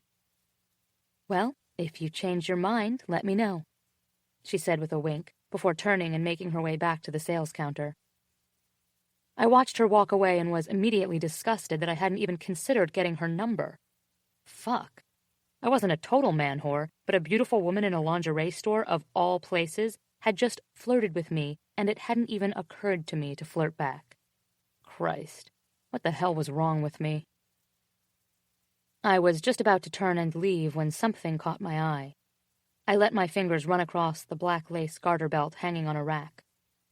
I hadn't realized women really wore these outside of Playboy photo shoots until I'd started working with her. I remembered a meeting our first month working together. She had crossed her legs beneath the table and shifted in just the right way that her skirt rode up, revealing the delicate white strap attached to her stockings. It was the first time I'd seen evidence of her penchant for lingerie, but it wasn't the first time I'd had to spend a lunch hour beating off in my office thinking about her. "See something you like?" I turned, startled to hear a familiar voice behind me. Shit. Miss Mills. But I'd never really seen her like this before. She looked stylish, as always, but completely casual. She was wearing dark-fitted jeans and a red tank top. Her hair was in a sexy ponytail, and without makeup or the glasses she sometimes wore around the office, she didn't look much older than 20. "What the hell are you doing here?" she asked, her fake smile slipping from her face. "How is that any of your business?" "Just curious. You don't have enough of my underwear that you have to start a collection of your own?" She glared at me, motioning to the garter belt still in my hands. I let go of it quickly. No, What exactly do you do with them anyway? Do you have them tucked away somewhere like little mementos of your conquests?" She folded her arms across her chest, causing her breasts to push together. My eyes fell straight to her cleavage, and my dick stirred in my pants. "Jesus," I said, shaking my head. "Why do you have to be such a bitch all the time?" I could feel the adrenaline trickling into my veins, feel my muscles tensing as I literally shook with lust and rage. "I guess you just bring out the best in me," she said. She was leaning forward, her chest nearly touching mine. Looking around, I noticed we were drawing attention from the other people in the store. "Look," I said, trying to compose myself. "How about you calm down and lower your voice?" I knew I had to get out of here soon, before something happened. For some sick reason, fighting with this woman always ended with her panties in my pocket. "What are you doing here anyway? Why aren't you at work?" She rolled her eyes. "I've been working for you for almost a year, so you'd think you'd remember that I check in with my advisor every other week. I just finished and wanted to do some shopping. Maybe you need to put an ankle bracelet on me so you can creepily stalk me full-time. Though, hey, you managed to find me here without one." I glared at her, struggling to find something to say.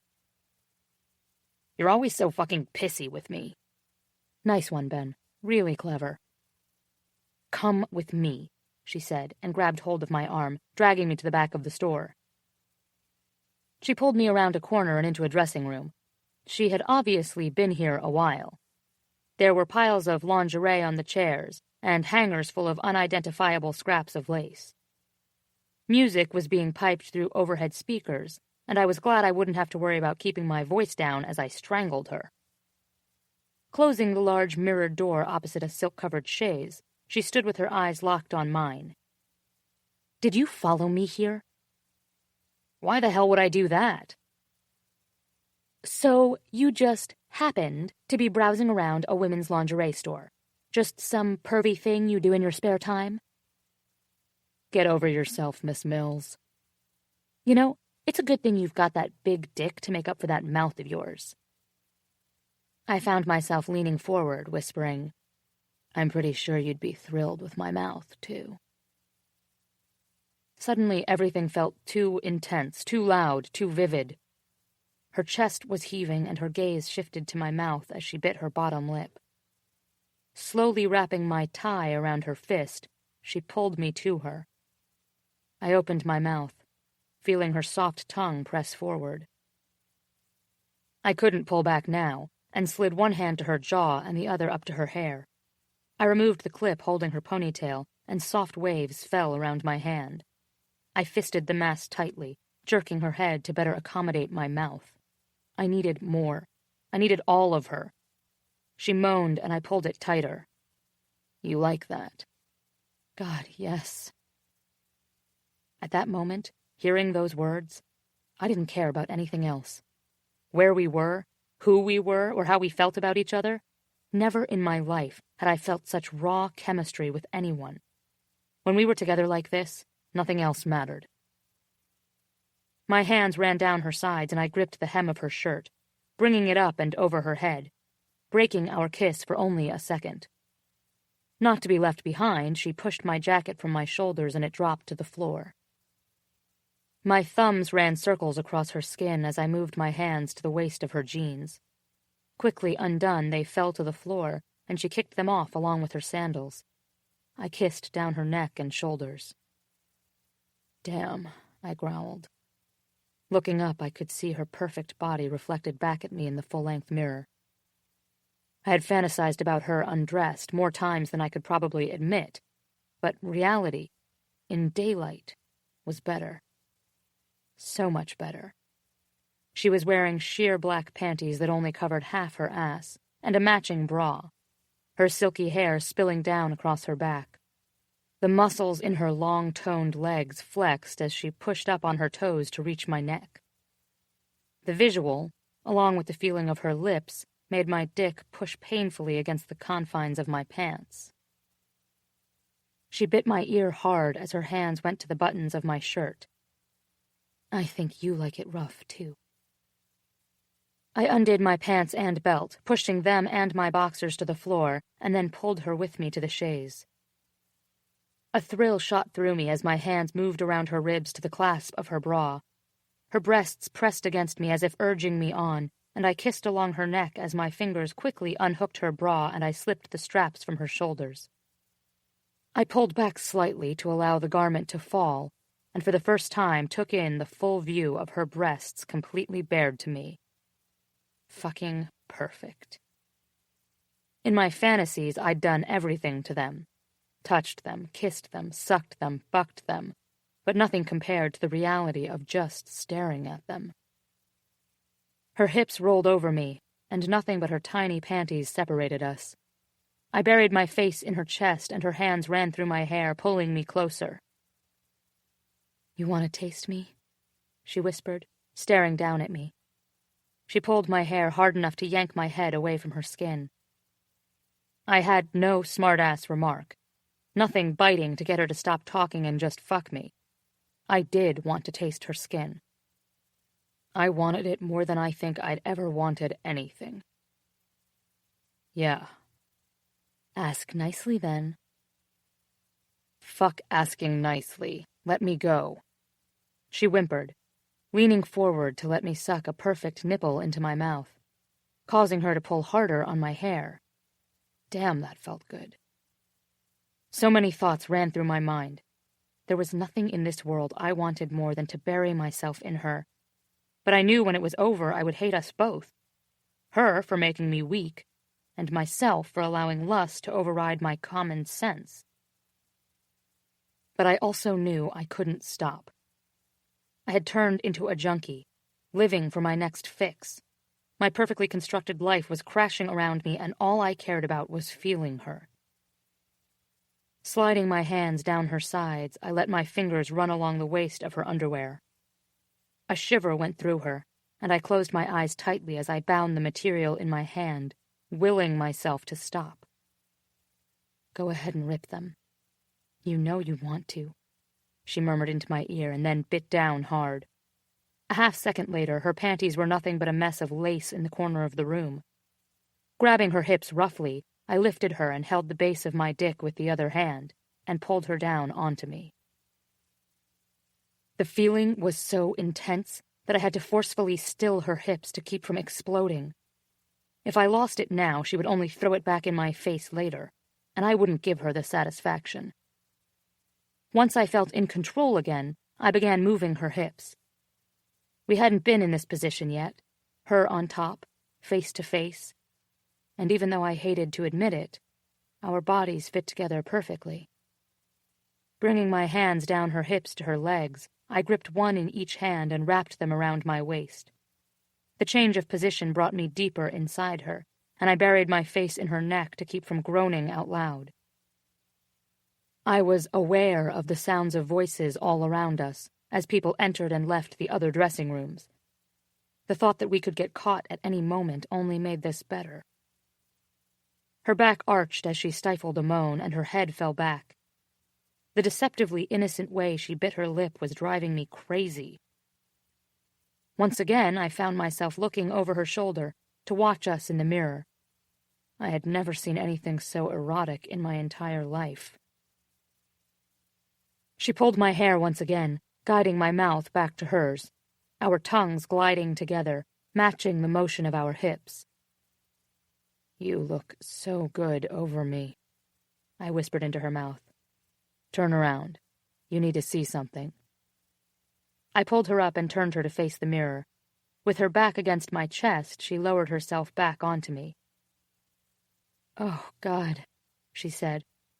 She breathed out heavily as her head fell back against my shoulder, and I was unsure if it was from the feeling of me inside her or the image reflected in the mirror, or both.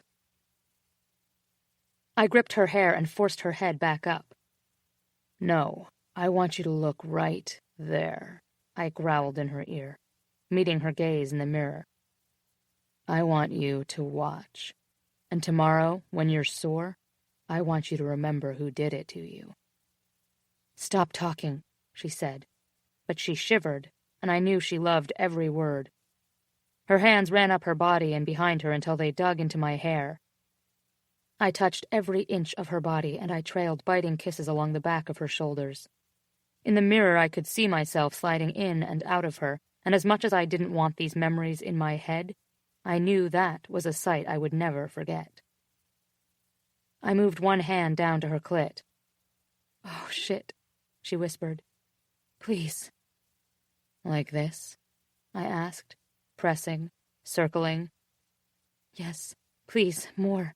Please, please." Our bodies were now covered in a thin sheen of sweat, leaving her hair sticking slightly to her forehead. Her gaze never left where we came together as we continued to move against each other, and I knew we were both close. I wanted her to meet my eyes in the mirror, and then immediately knew it would show her too much. I didn't want her to see so plainly what she was doing to me. The voices around us continued, completely unaware of what was going on in this tiny room. If I didn't do something, our little secret would not be kept for long. As her movements became more frenzied and her hands gripped my hair tighter and tighter, I pressed my hand against her mouth, stifling her scream as she came apart around me. I muffled my own moans against her shoulder, and with a few more thrusts I exploded deep inside her.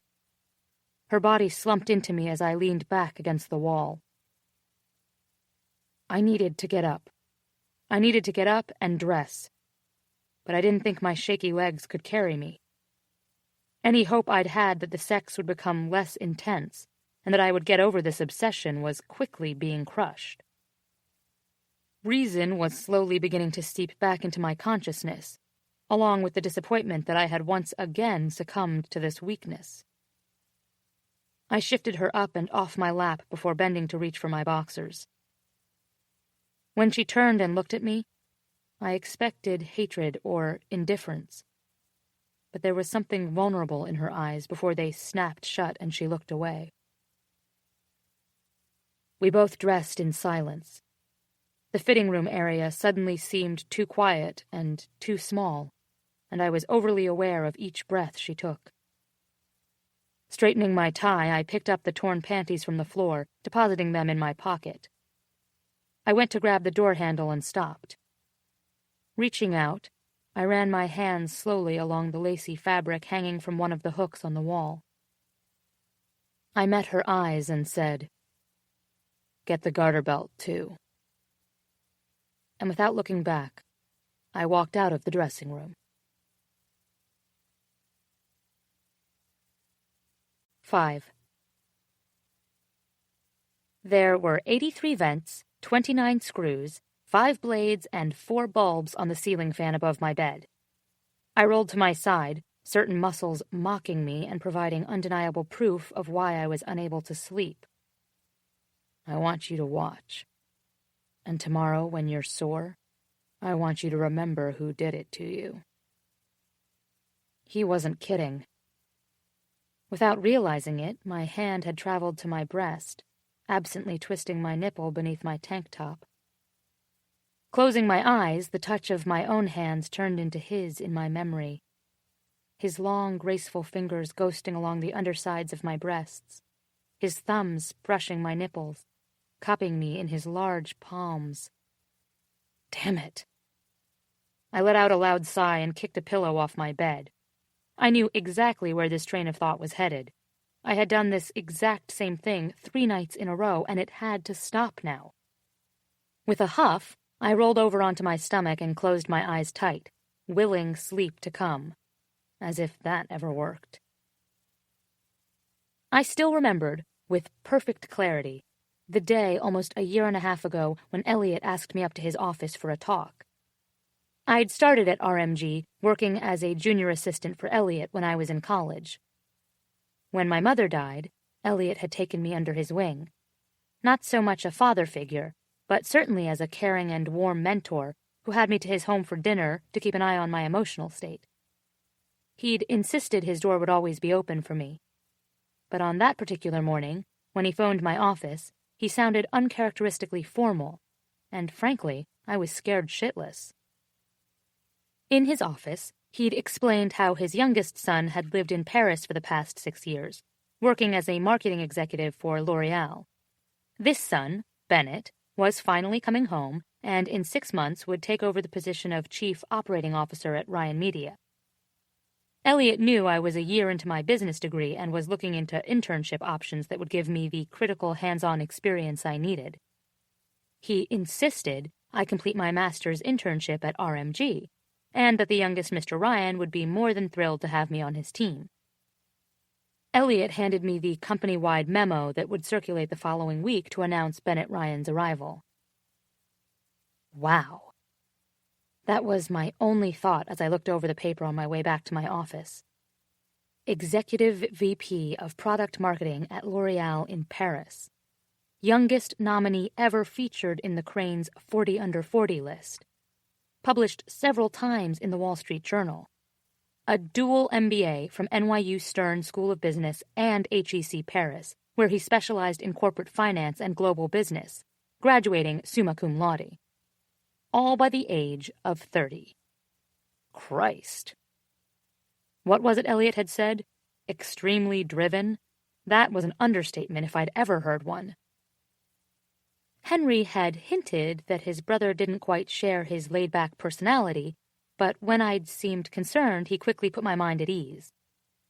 He has a tendency to be a bit stiff and completely anal retentive at times, but don't worry about it, Chloe. You can handle his bark. You guys are going to be a great team. I mean, come on, he said, wrapping his large arm around me. How could he not love you? I hated to admit it now, but by the time he was set to arrive, I had developed a bit of a crush on Bennett Ryan. I was extremely anxious about working with him, but I was also impressed with everything he'd accomplished in his relatively short life. Looking up his picture online didn't hurt either. The man was a specimen. We communicated through email leading up to his arrival, and although he seemed nice enough, he was never overly friendly. On the big day, Bennett wasn't due in until after the board meeting that afternoon, when he would be officially introduced. I had the entire day to work myself up into a ball of nerves. Being the good friend she is, Sarah came upstairs to distract me. She sat in my chair and we spent over an hour discussing the merits of the Clerks movies. Soon I was laughing so hard I had tears running down my face. I didn't notice that Sarah stiffened when the outer office door opened, and I didn't notice that someone was now standing behind me. And, though Sarah tried to warn me with a swift hand across the throat, the universal sign for shut the fuck up, I ignored her. Because, apparently, I'm an idiot. And then, I said, giggling and holding onto my sides, she says, fuck, I had to take a fucking order off a guy I blew after junior prom once. And then he says, yeah, I've waited on your brother too. Another bout of laughter hit me and I stumbled backward a bit until I collided with something hard and warm. Spinning around, I was mortified to see that I had just ground my ass onto my new boss's thigh. Mr. Ryan, I said, recognizing him from his photographs. I'm so sorry. He did not look amused. In an attempt to ease the tension, Sarah stood and extended her hand. It's a pleasure to finally meet you. I'm Sarah Dillon, Henry's assistant. My new boss simply glanced at her hand without returning the gesture, and raised one of his perfect eyebrows. Don't you mean Mr. Ryan? Sarah's hand slowly fell as she watched him, obviously flustered. Something about his physical presence was so intimidating she was at a loss for words. When she recovered, she stuttered, "Well, we are fairly casual around here. We're all on a first-name basis. This is your assistant, Chloe." He nodded to me. "Miss Mills, you will refer to me as Mr. Ryan, and I expect you in my office in 5 minutes so that we may discuss proper workplace decorum." His voice was serious when he spoke, and he nodded curtly to Sarah. "Miss Dillon?" Sliding his gaze to mine for another moment, he turned on his heel toward his new office, and I watched in horror as the first of his infamous door slams took place. "What a bastard," Sarah mumbled between tight lips. "A beautiful bastard," I replied. Hoping to smooth things over, I went down to the cafe to get him a cup of coffee. I'd even asked Henry how he took it. Black. When I nervously made it back to his office door, my knock was followed by an abrupt, "Come in," and I willed my hands to stop shaking. I curved my lips into a friendly smile, intent on making a better impression this time, and opened the door to him talking on the phone and writing furiously on the notepad in front of him. My breath caught when I heard his smooth, deep voice speaking in flawless French. "Ce sera parfait. Non. Non, ce n'est pas nécessaire. Seulement 4. Oui. 4. Merci, Ivan." He ended the call, but never lifted his eyes from his papers to greet me. Once I was standing in front of his desk, he addressed me in the same stern tone as before. "In the future, Miss Mills, you will keep all non-workplace-related conversations outside of the office. We're paying you to work, not gossip. Do I make myself clear?" I stood speechless for a moment until he lifted his eyes to meet mine, raising an eyebrow. I shook myself out of my trance, all at once realizing the truth about Bennett Ryan. Although he was even more breathtakingly gorgeous in person than in photos, he was not at all like I had imagined. And he was absolutely nothing like his parents and brother. "Very clear, sir," I said as I walked around his desk to set his coffee in front of him. But just as I was about to reach his desk, my heel caught on the rug and I lunged forward. I heard a loud "shit" escape his lips, the coffee now nothing more than a scorching stain on his expensive suit. "Oh my God, Mr. Ryan, I am so sorry." I rushed over to the sink in his bathroom to grab a towel and ran back, falling to my knees in front of him and attempting to wipe off the stain. In my haste, and in the midst of humiliation I didn't think could get any worse, it suddenly occurred to me that I was furiously rubbing the towel against his crotch. I averted my eyes and hand, feeling a heated blush spread from my face down my neck as I caught a glimpse of the noticeable bulge in the front of his pants. "You may go now, Miss Mills." I nodded, rushing out of the office, mortified that I'd made such a horrible first impression. Thankfully, I proved myself pretty quickly after that. There were times when he even seemed impressed with me, although he was always short and on edge. I chalked it up to his being a giant asshat, but I had always wondered if there was something specific about me that rubbed him the wrong way. Besides that towel, of course. When I arrived at work, I bumped into Sarah on my way to the elevator. We made plans to have lunch next week and said goodbye as she reached her floor. Arriving at the 18th floor, I noticed Mr. Ryan's office door was closed as usual, so I couldn't tell if he was here yet. I turned on the computer and tried to mentally prepare myself for the day. Lately, anxiety hit every time I sat in this chair. I knew I would see him this morning. We went over the schedule for the coming week every Friday. But I never knew what kind of mood he would be in. Although his temper had been even worse lately, his last words to me yesterday had been, "Get the garter belt too." And I had. In fact, I was wearing it now. Why? I had no idea. What in the hell had he meant by that? Did he think he was going to see it? No fucking way. Then why had I worn it? I swear to God, if he rips it... I stopped myself before I could finish. Of course he wouldn't rip it. I was never going to give him the chance. Keep telling yourself that, Mills. Answering some emails, editing the Papadakis contract for intellectual property issues, and making a few hotel inquiries took my mind off the situation for a bit. And about an hour later, his office door opened. Looking up, I was met with a very businesslike Mr. Ryan. His dark two-button suit was impeccable, complemented perfectly by the pop of color in his red silk tie. He looked calm and completely at ease. No trace remained of the wild man who had fucked me in the La Perla dressing room approximately 18 hours and 36 minutes ago. Not that I was counting. Are you ready to begin? Yes, sir. He nodded once and turned back to his office. Okay, so that's how this was going to play out. Fine by me. I wasn't sure what I'd been expecting, but was somewhat relieved that things weren't different. Things between us were getting more and more intense, and it would mean a harder crash when it all stopped and I was left to pick up the pieces of my career. I hoped we could limp through this without further disaster until I finished my degree. I followed him into his office and took a seat. I began going over the list of tasks and appointments that needed his attention. He listened without comment, jotting things down or entering them into his computer when needed.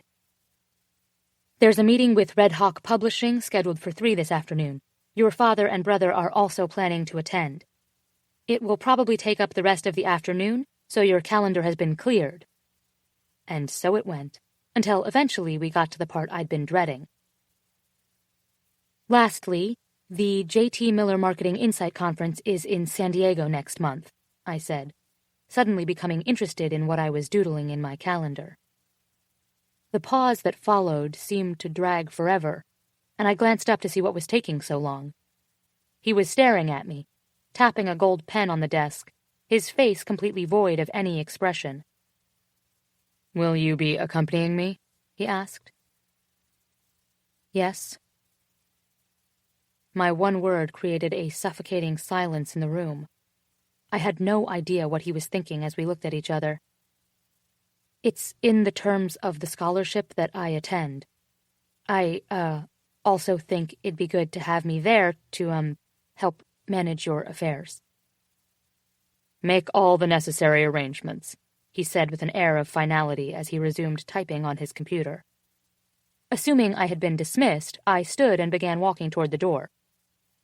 Miss Mills? I turned to look at him, and even though he didn't meet my gaze, he almost seemed nervous. Well, that was different. My mother has asked me to extend an invitation to you for dinner next week. Oh. I felt heat bloom across my cheeks. Well, please tell her I'll look at my schedule. I turned to leave again. I was told I must strongly encourage you to attend. Turning back slowly, I saw he was now staring at me, and he definitely looked uncomfortable. And why exactly should you do that? Well, he said before clearing his throat, apparently she has someone she would like you to meet. This was new. I'd known the Ryans for years, and although Susan might have mentioned a name in passing, she'd never actively tried to fix me up with anyone. Your mother is trying to set me up? I asked, walking back toward his desk and folding my arms over my chest. So it seems. Something in his face didn't quite fit his nonchalant answer. Why? I asked with a raised eyebrow. His brow furrowed in obvious annoyance. How the hell would I know? It's not like we sit around discussing you, he growled. Maybe she's worried that with that sparkling personality of yours, you'll end up an old spinster wearing muumuus and living in a house full of cats. Leaning forward with my palms on his desk, I glared at him. Well, maybe she should be more worried that her son will turn into a dirty old man who spends his time hoarding panties and stalking girls in lingerie stores. Jumping out of his chair, he leaned toward me, his face furious. You know, you are the most... He was cut off as the phone rang. We stared fiercely at each other from across the desk, both of us breathing heavily. For a moment, I thought he would throw me across the desk. For another moment, I wanted him to. Still glaring at me, he reached for the phone. "Yes," he barked sharply into the receiver, his eyes never leaving mine. "George. Hello. Yes, I have a minute." He lowered himself back into his desk chair, and I lingered to see if he needed anything from me while he talked to Mr. Papadakis. He held up his index finger for me to wait, before he slid it over his pen, rolling it across his desk as he listened to the call. "You need me to stay?" I asked. He nodded once before speaking into the phone. "I don't think you need to be that specific at this stage, George." The deep tenor of his voice vibrated down my spine. "Just a general outline is fine. We need to know the scope of this proposal before we can move into drafting." I shifted where I stood. He was such an egomaniac, making me stand here like I was holding a plate of grapes and fanning him while he spoke to a colleague. He looked up at me and did a slight double-take, his eyes dropping to my skirt. When he looked back up, his lips opened slightly, as if he would ask me something were he able. And then he reached forward, pen poised between his finger and thumb, and used the tip of it to lift the hem of my skirt up my thigh. His eyes widened when he saw the garter. "I understand," he murmured into the phone, letting my skirt fall. "I think we can agree that's a positive development." His eyes moved up my body, darkening as they traveled. My heart began to pound. When he looked at me like that, I wanted to slip onto his lap and bind him to the chair with his tie. No, nothing so broad at this point. As I said, this is only a preliminary outline." I slipped around his desk and sat in the chair across from him. He raised an eyebrow, interested, and then slipped the tip of the pen between his teeth, biting down. Heat bloomed between my legs, and I reached for the hem of my skirt, sliding the fabric up my thighs, exposing my skin to the cool air in his office and to the hungry eyes across the desk from me. "Yes, I see," he said, but his voice was deeper even still, hoarse now. My fingertips trailed over the lines of the garters, along skin, and to the satin of my underwear. Nothing, and no one, had ever made me feel as sexy as he did. It was as if he took all my thoughts of my job, my life, and my goals and said, "These are all well and good, but look at this other thing I'm offering you. It will be twisted and very dangerous, but you'll crave it. You'll crave me." And if he'd said that out loud, he would have been right. "Yes," he said again. "I think that's the ideal path forward." "You do you?" I smiled at him, chewing my lip, and he gave me a devilish half-smile in return. The fingers of one hand traveled higher, cupping my breast and squeezing. With my other hand, I pushed the center of my panties aside and ran 2 fingers across my wet skin. Mr. Ryan coughed and fumbled for his water glass. "That's fine, George. We'll take that over when we receive it. We can handle that timeline." I began moving my hand, thinking of his long fingers rolling the pen, those very hands grabbing my hips and waist and thighs when he drove into me in the lingerie store. I moved faster, my eyes falling closed and head dropping back against the chair. I tried to be quiet, biting down on my lip when a tiny moan escaped. I imagined his hands and taut forearms, muscles tensing beneath skin as his fingers moved inside me. His legs in front of my face the night in the conference room, tight and sculpted, struggling to keep from thrusting. Those eyes on me, dark and pleading. I looked up to see them exactly as I imagined, not watching my hand, but seeing his hungry expression trained on my face as I fell and fell and fell. My climax was both overwhelming and unsatisfying. I wanted it to be his touch doing this to me instead of my own. At some point, his call had ended, and my breath sounded too loud in the silent room. He sat across from me, sweat beading his brow, his hands gripping the arms of his desk chair as if he'd been thrown into the wind. "What are you doing to me?" he asked quietly. I grinned, blowing my bangs out of my eyes. "I'm pretty sure I just did that to myself." His brow lifted. "Indeed." I stood, smoothing my skirt back down my thighs. "If that will be all, Mr. Ryan, I'll get back to work." By the time I returned from freshening up in the restroom, I had a text message from Mr. Ryan, informing me that he would meet me in the parking garage to head downtown. Thank God the other executives and their assistants would be going to the Red Hawk meeting.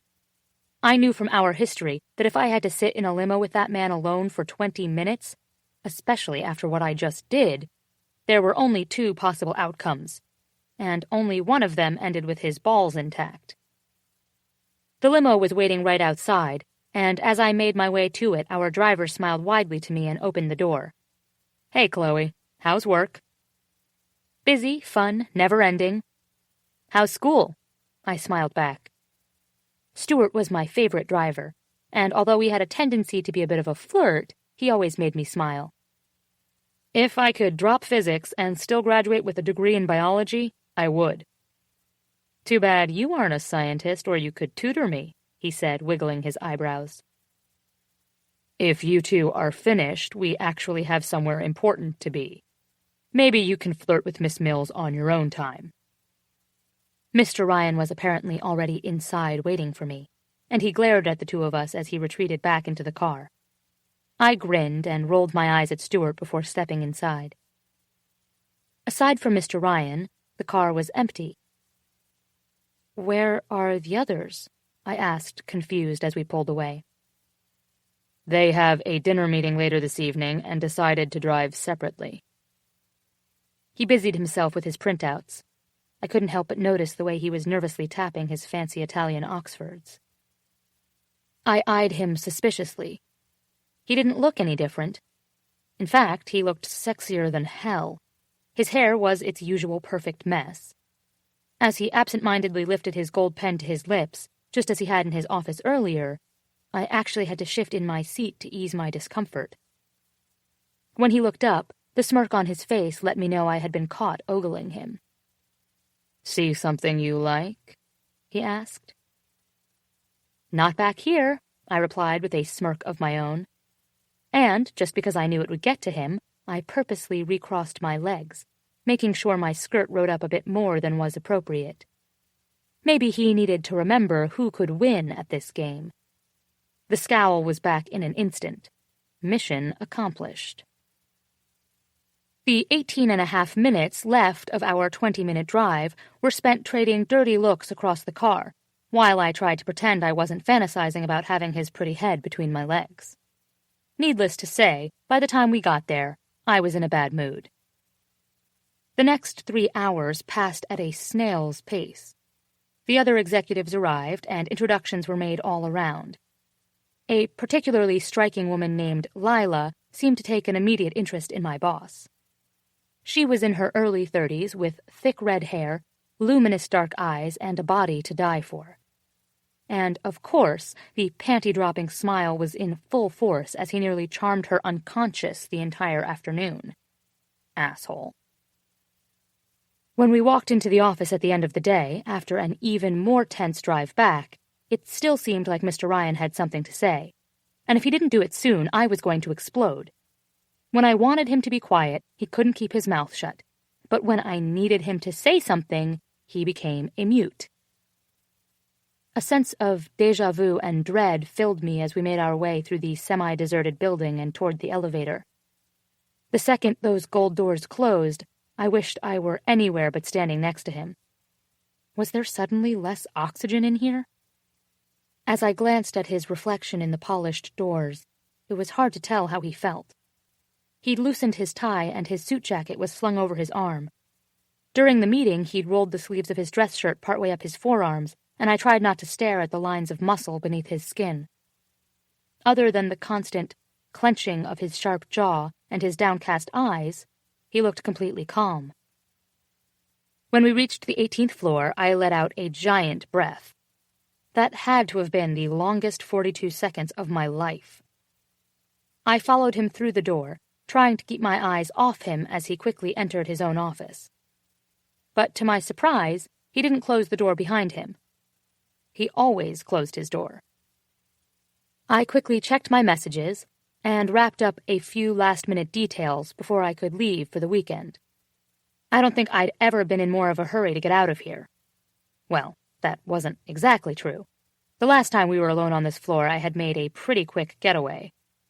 Damn, if there was ever a time to not think about that, it would be now, in the empty office.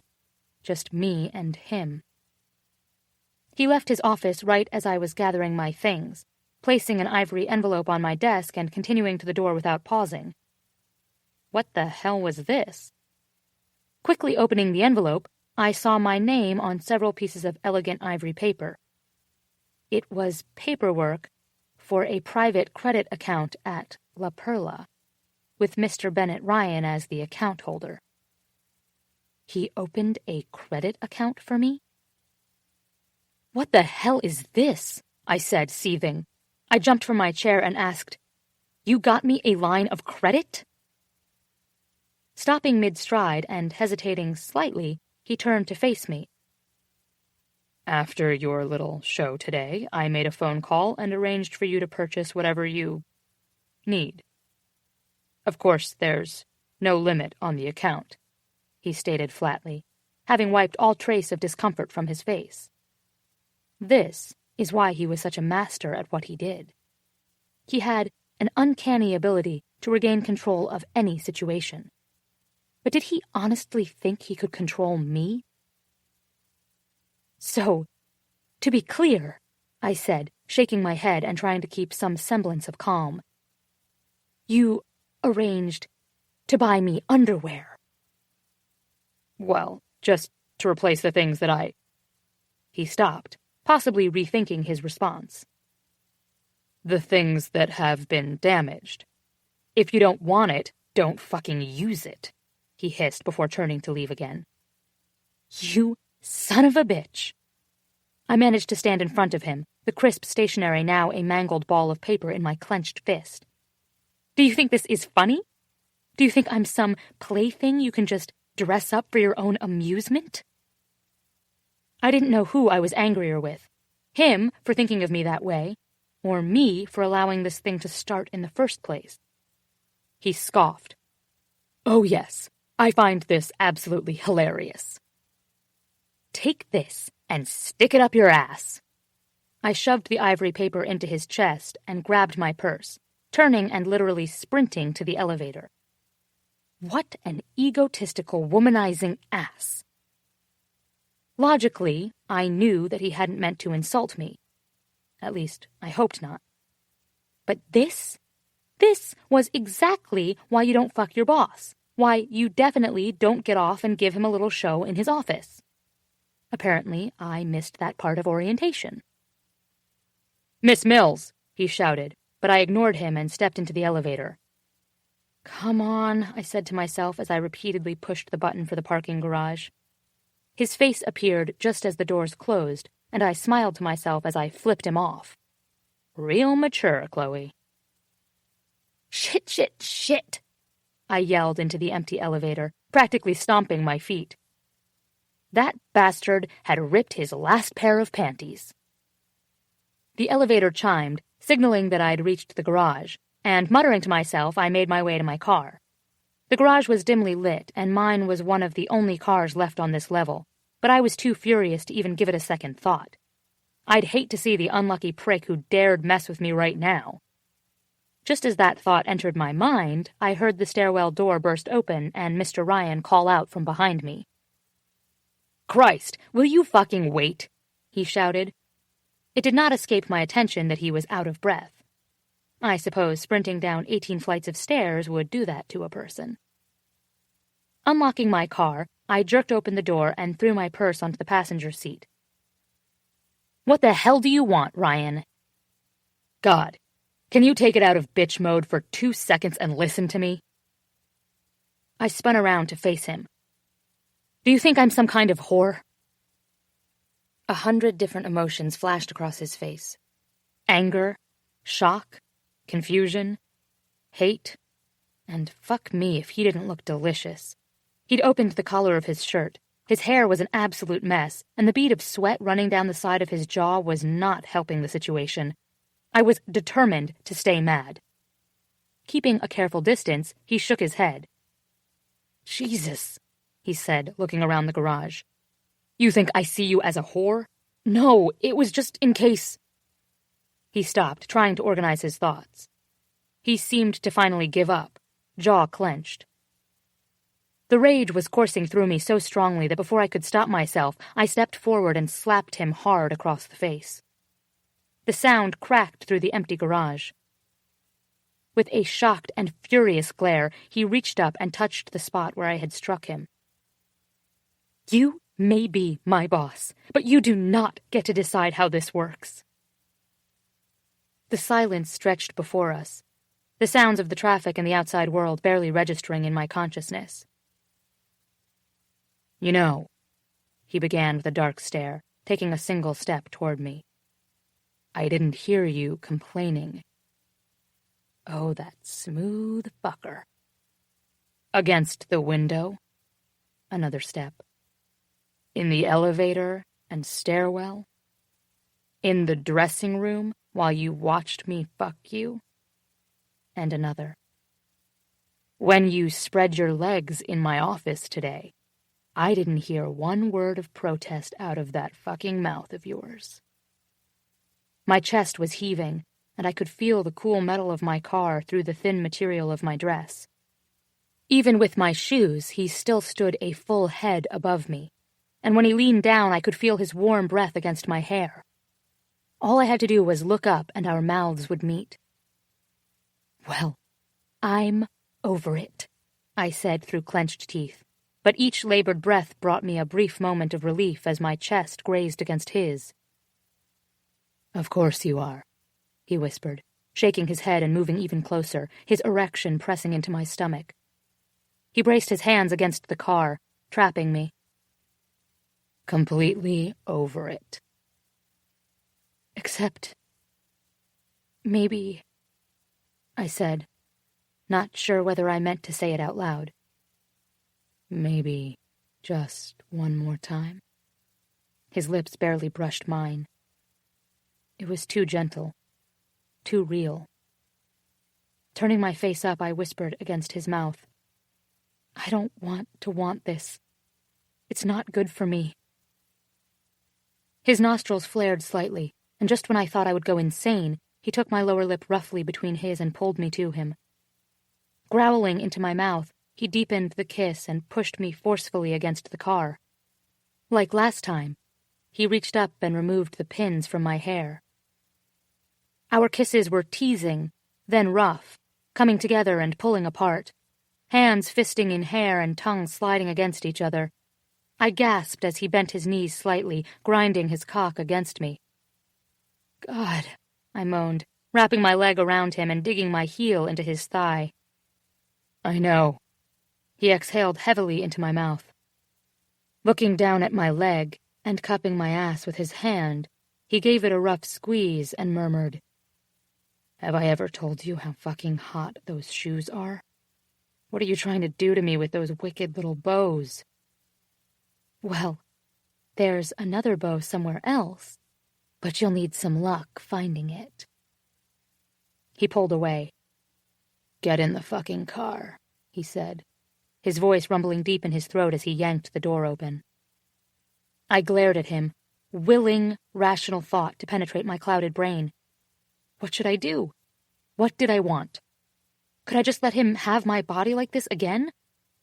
I was so overwhelmed I was trembling. Rational thought was quickly abandoning me as I felt his hand run up my neck and into my hair. Gripping it tightly, he jerked my head toward him and stared into my eyes. Now.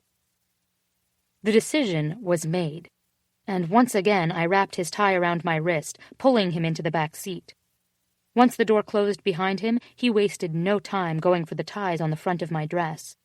I groaned as I felt him part the material and run his hands across my bare skin. Pushing me back to lie on the cool leather and kneeling between my legs, he placed his palm between my breasts, slowly moving down my abdomen to the lace garter belt.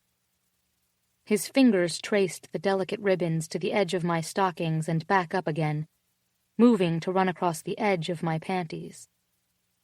The muscles of my abdomen clenched with every movement, and I tried to control my breathing. Fingering the tiny white bows, he looked up at me and said, "Luck has nothing to do with it." I pulled him to me by his shirt and slid my tongue into his mouth, groaning as his palm pressed against me. Our lips searched. Our kisses grew long and deep, gaining urgency with every inch of skin uncovered. I pulled his shirt from his pants and explored the smooth skin over his ribs, the sharp definition of muscle at his hips, and the soft trail of hair urging me down his navel and lower. Wanting to tease him the way he was teasing me, I ran my fingers across his belt and to the hard shape of him beneath his pants. He groaned into my mouth. "You don't know what you're doing to me." "Tell me," I whispered back. I was using his words against him, and just knowing the tables were turned for the moment spurred me on. "Tell me, and I'll give you what you want." He moaned and bit his lip, his forehead pressed against mine as he shivered. "I want you to fuck me." His hands were shaking as he gripped my new panties in his fist, and as insane as it was, I wanted him to rip them. The raw passion between us was unlike anything I'd ever experienced. I didn't want him holding back. Without a word, he tore them from me, the pain of the fabric pulling against my skin only adding to the pleasure. I pulled my leg forward and pushed him back and off me. Sitting up, I shoved him against the seat back and straddled his lap. I grabbed his shirt and yanked it open, sending the buttons scattering along the seat. I was lost to everything but him and this. The feel of the air against my skin, the ragged sounds of our breathing, the heat of his kiss, and the thought of what lay ahead. With frantic hands I undid his belt and pants, and with his help managed to get them down his legs. The tip of his cock grazed my entrance and I closed my eyes, slowly sliding down over him. "Oh, God," I groaned. The sensation of him inside me only making the bittersweet ache intensify. Lifting my hips, I began to ride him, each movement feeling more intense than the one before. The pain from his rough fingertips on my hips only fueled my lust. His eyes were closed and his moans were muffled against my breast. Moving his lips across my lace bra, he pulled one cup down and took my hardened nipple between his teeth. I gripped his hair tightly and elicited a moan from him, his mouth opening around my skin. "Bite me," I whispered. He bit down hard, making me cry out and pull harder on his hair. My body was so in tune with his, it reacted to every look and touch and sound. I both hated and loved how he made me feel. I'd never been one to lose control, but when he touched me like this, I happily threw it out the window. "Do you like feeling my teeth?" he asked, his breath short and jagged. "Do you fantasize about where else I could bite you?" I pushed on his chest and stared up at him. "You just don't know when to shut your mouth, do you?" He lifted me off and roughly threw me down onto the seat. Pushing my legs apart, he thrust back into me. My car was too small for this, but there was nothing that could have stopped us now. Even with his legs bent awkwardly below him and my arms braced above me to protect my head from the door, it was almost too much. Pulling himself onto his knees and into a more comfortable position, he picked up one of my legs and placed it over his shoulder, forcing his cock deeper inside me. "Oh, God, yes." "Yeah?" He lifted my other leg to rest across his shoulder. Reaching out, he gripped the doorframe and used it for leverage to deepen his thrusts. "Is that how you like it?" The change in angle caused me to gasp as the most delicious sensation spread throughout my body. No. With my hands pushing off the door, I lifted my hips off the seat to meet each motion of his hips. I like it harder. Fuck, he murmured as he turned his head slightly, his open mouth leaving wet kisses up and down my leg. By now our bodies were glistening with sweat. The windows were completely fogged up, and our groans filled the silent space of the car. The dim glow from the garage lights emphasized every carved indentation and muscle of the masterpiece above me.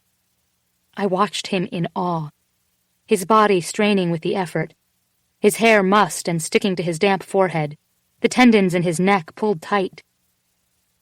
Ducking his head between his outstretched arms, he closed his eyes tightly and shook his head. "Oh, God," he panted. I can't stop." I arched to get closer, needing to find a way to pull him deeper, more completely into me. I'd never wanted to consume another body as rabidly as I did when he was inside me. But even like this, I could never seem to get close enough to the parts of him I wanted to feel. And it was with that thought in my mind that the delicious ratcheting tension along my skin and in my belly crystallized into an ache so heavy I slipped my legs off his shoulders, pulling all of his weight on top of me and pleading, "Please, please, please," over and over. I was so close, so close. My hips circled and his hips answered rough but steady, as savage above as I was underneath. So fucking close. Please. "Anything," he growled in reply, before bending to bite my lip and growl, "Take fucking anything." I screamed as I came, my nails digging into his back and the taste of his sweat on my lips. He swore, his voice deep and hoarse, and with one last powerful thrust he tensed above me. Exhausted and shaking, he collapsed with his face against my neck. I couldn't resist the urge to run my trembling hands through his damp hair as we lay there panting, his heart racing against my chest. A million thoughts skittered through my mind as the minutes passed. Slowly our breathing calmed, and I almost thought he'd fallen asleep when he moved his head away. My sweaty body was instantly chilled as he started getting dressed. I watched him for a moment before sitting up and putting on my dress, feeling heavily ambivalent. More than just physically fulfilling, sex with him was some of the most fun I'd had in a long time. But he was such an asshole. "I assume you'll ignore the account. I realize this can't happen again," he said, startling me from my own thoughts. I turned to look at him. He was shrugging on his torn shirt, his eyes fixed straight ahead. Moments passed before he turned to look at me. "Say something so I know you've heard me." "Tell Susan I'll be there for dinner, Mr. Ryan. And get the hell out of my car." 6. The burning in my chest was almost enough to distract me from the mess inside my head. Almost. I increased the incline on the treadmill and pushed myself harder. Feet pounding, muscles on fire. It always worked. That was how I lived my life. There was nothing I couldn't accomplish if I just pushed hard enough. School, career, family, women. Shit. Women. Disgusted, I shook my head and turned up the volume on my iPod, hoping it would distract me long enough to get some fucking peace. I should have known it wouldn't work. No matter how hard I tried, she was always there. I closed my eyes and it all came back, hovering over her, feeling her wrapped around me, sweaty, aching, wanting to stop but not being able to. Being inside of her was the most perfect torture. It satiated the hunger I felt at that moment, but, like a junkie, I found myself consumed by the need for more as soon as it ended. It was terrifying, because in those moments with her, I'd do anything she asked. And that feeling was starting to bleed into moments like this, too, when I wasn't even with her and still wanted to be what she needed. Ridiculous.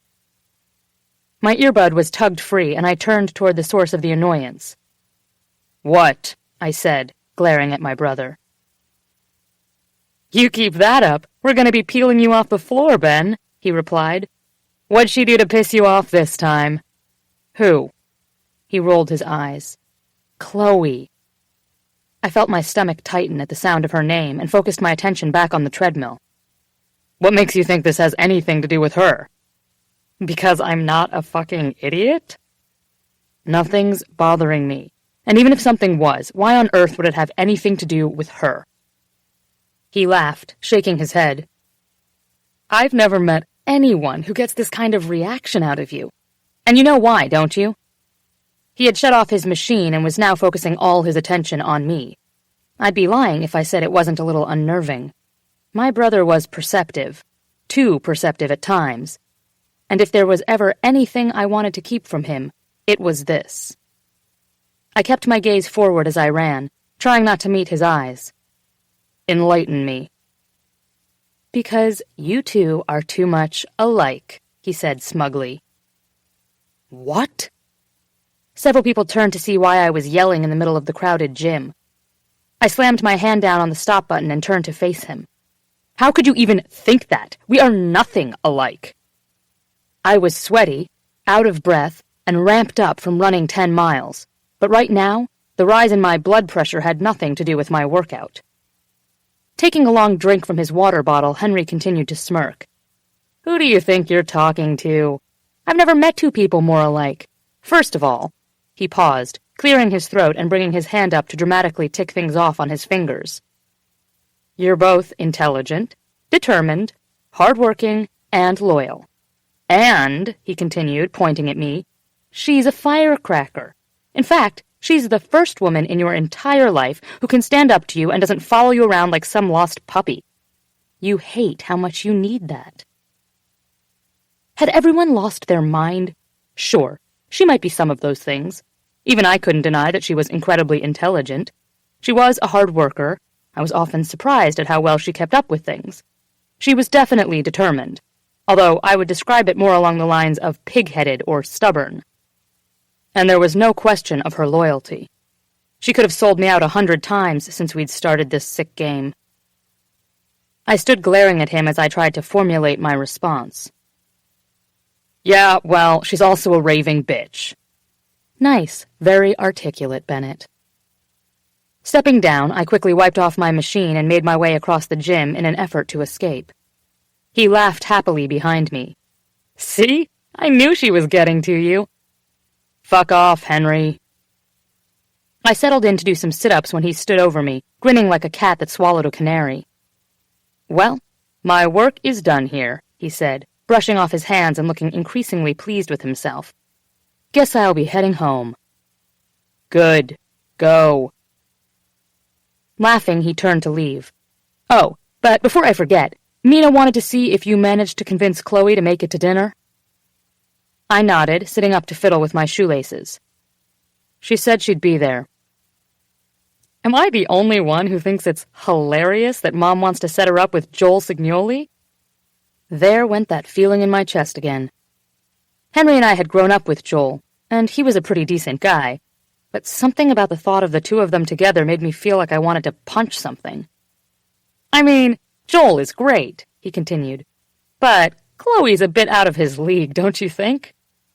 I could feel him staring at me a beat longer. But hey, good for him if he thinks he stands a chance. I lay back, began doing sit-ups a bit faster than was necessary. "See you later, Benny." "Yeah, later," I mumbled. Sunday night, as I lay in bed, I replayed the plan in my head. I was thinking about her too much, and differently. I had to be tough and make it a week without touching her. It was like detoxing. 7 days, I could do that. 7 days of not touching her, and this thing would be out of my system. I could finally move on with my life. There were just a couple of precautions I had to take. First, I couldn't be goaded into arguing with her. For some reason, the two of us arguing was like some sick form of foreplay. Second, no more fantasizing about her. Ever.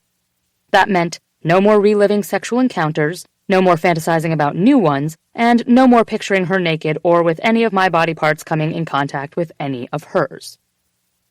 and for the most part, things seemed to go according to plan. I was in a constant state of discomfort, and the week seemed to drag on, but aside from a lot of dirty fantasies, I remained in control. I did my best to stay busy outside the office, but during the times we were forced together, I kept a constant distance, and for the most part we treated each other with the same polite aversion we had before.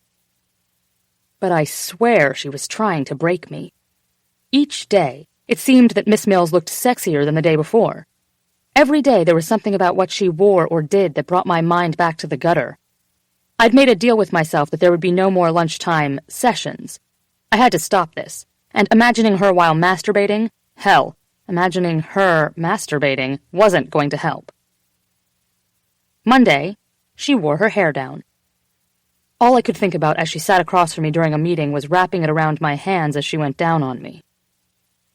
Tuesday, she had on a form-fitting knee-length skirt and those stockings with the seam up the back. She looked like some sort of hot secretary pinup. Wednesday, she wore a suit. That was unexpectedly worse, because I couldn't get my mind off what it would feel like to slide those pants down her long legs. Thursday, she had on a perfectly ordinary V-neck blouse, but twice when she bent over to pick up my pen, I got a good look down her shirt. Only one of those times was on purpose. By Friday, I thought I would explode.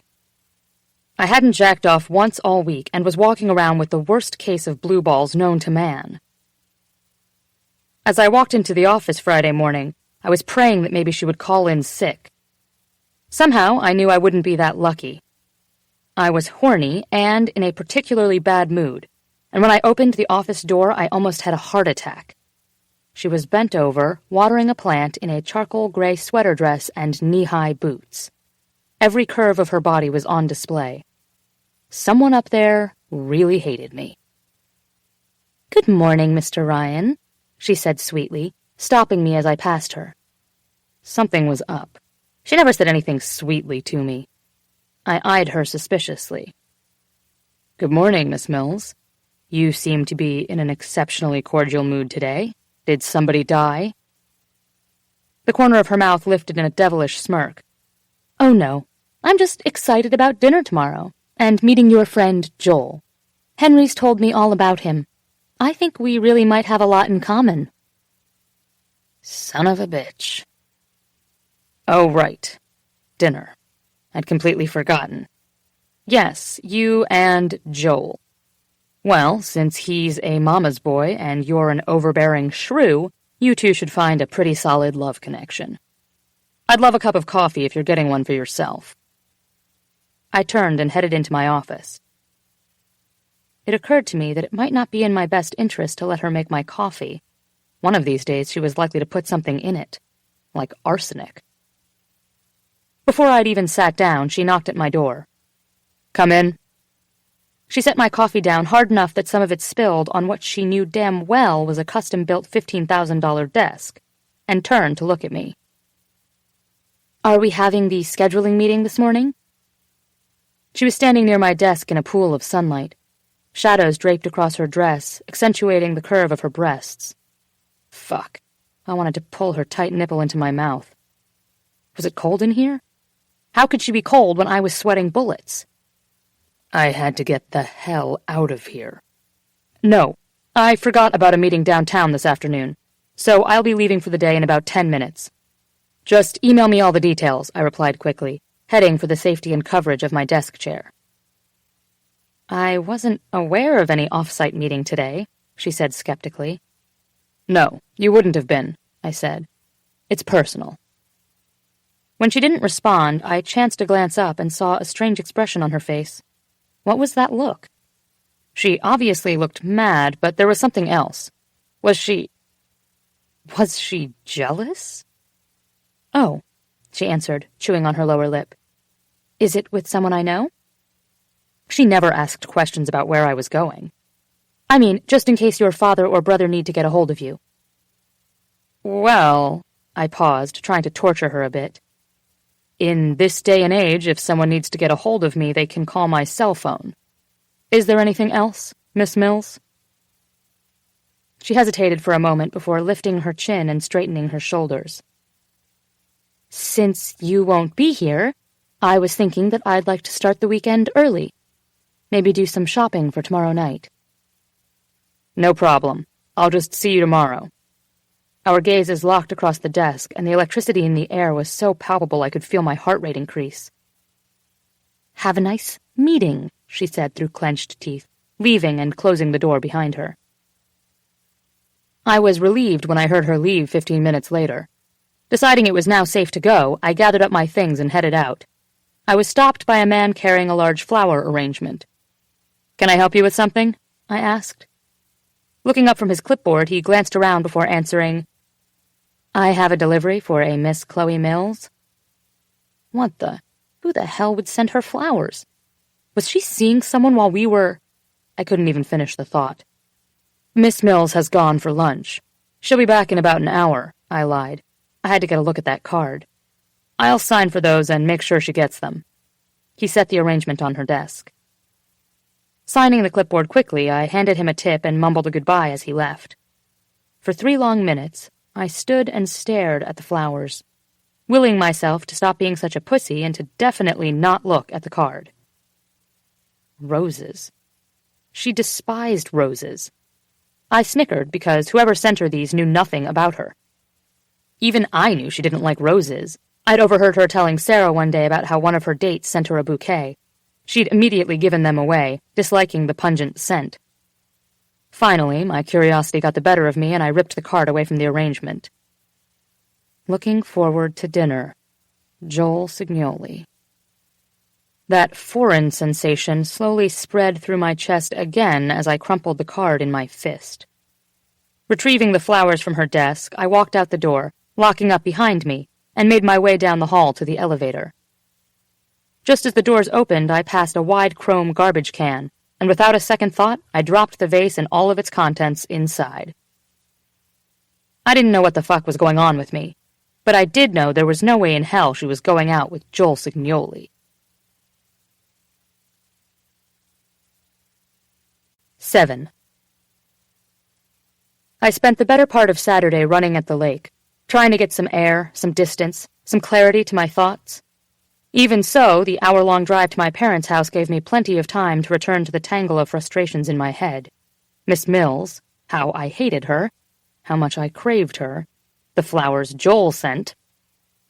Leaning farther back into the seat, I tried to let the soothing sound of the car engine calm me. It wasn't working. So here were the facts. I felt possessive of her. Not in a romantic sort of way, but in a hit her over the head, drag her off by the hair, and fuck her way. Like she was my toy and I was keeping the other boys in the sandbox from playing with her. How sick was that? If she ever heard me admit to that, she would cut off my balls and feed them to me. Now the question was how to proceed. Obviously, Joel was interested. How could he not be? All he had was second-hand information from my family, who obviously adored her, and I'm sure they'd showed him at least one photograph. If that was all I knew about her, I'd be interested too. But there was no way he could have an actual conversation with her and still find her appealing. Unless he just wanted to fuck her. The sound of the leather steering wheel straining under my grip told me I'd be better off not thinking about that. He wouldn't have agreed to meet her at my parents' home if all he wanted was sex, would he? I considered this. Maybe he really did want to get to know her better. Hell, even I could admit to having been a bit intrigued before we actually spoke. Of course, that hadn't lasted long, and she'd proven to be one of the most aggravating people I'd ever met. Unfortunately for me, she was also the best sex I'd ever had. Fuck. He'd better never get that far. I wasn't sure I knew where to hide a body around here.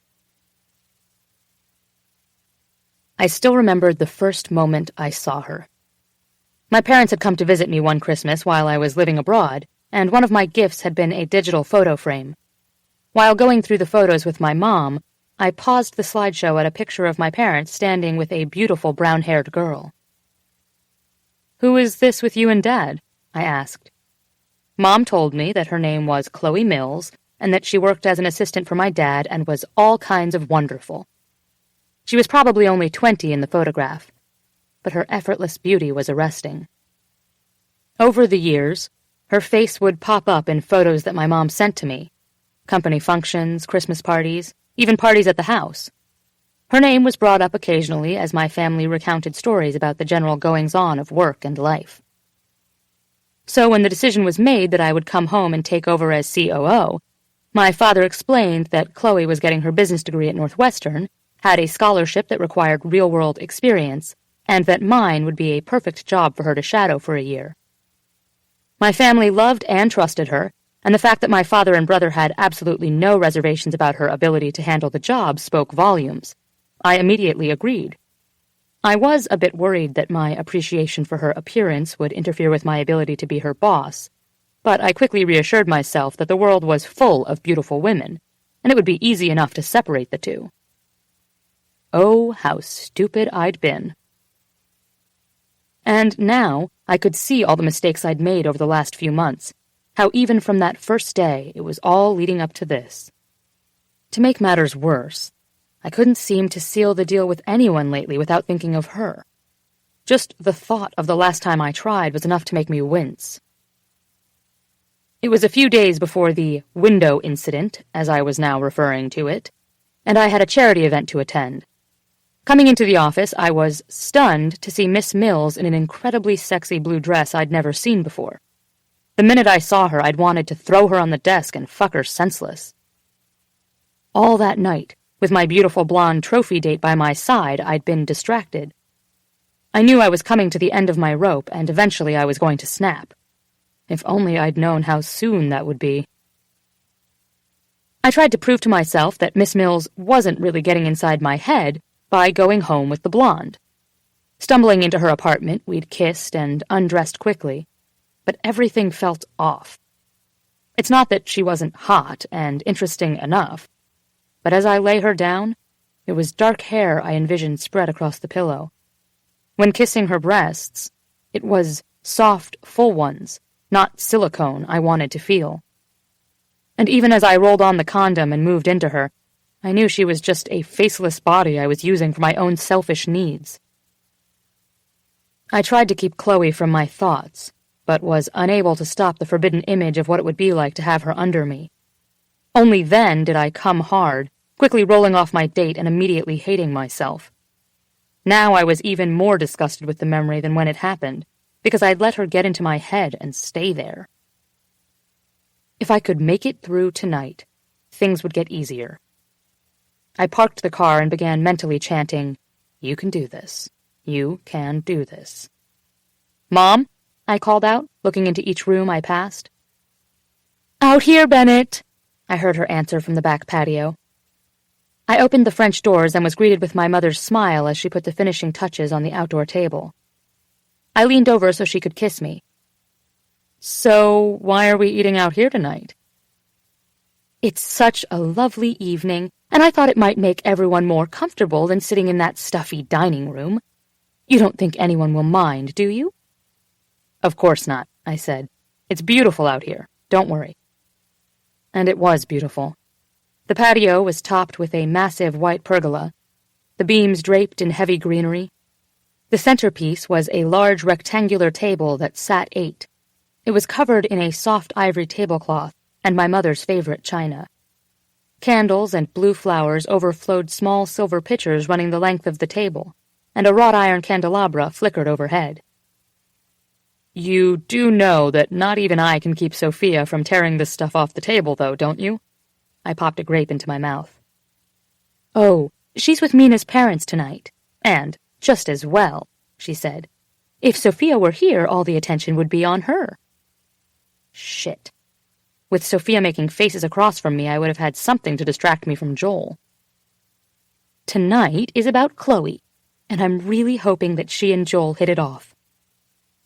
She continued flitting around the patio, lighting candles and making last-minute adjustments, completely unaware of my anguish. I was screwed. As I was contemplating making a run for it, I heard Henry, on time for once. "Where is everybody?" he yelled, his deep voice echoing through the empty house. Opening the door for my mother, we stepped inside, finding my brother in the kitchen. "So, Ben," he began, leaning his lanky frame against the counter. "Excited about tonight?" I waited until Mom left the room again to eye him skeptically. "I guess," I answered, going for casual. "I think Mom made lemon squares, my favorite." "You're so full of shit. I'm looking forward to watching Signoli make a play for Chloe in front of everyone. Could make for an entertaining evening, don't you think?" Just as he was pulling a chunk of bread from one of the large loaves on the counter, Mina walked in and swatted his hands away. "Do you want to send your mother into a fit by ruining the dinner she has planned? You be nice tonight, Henry. No teasing or joking with Chloe.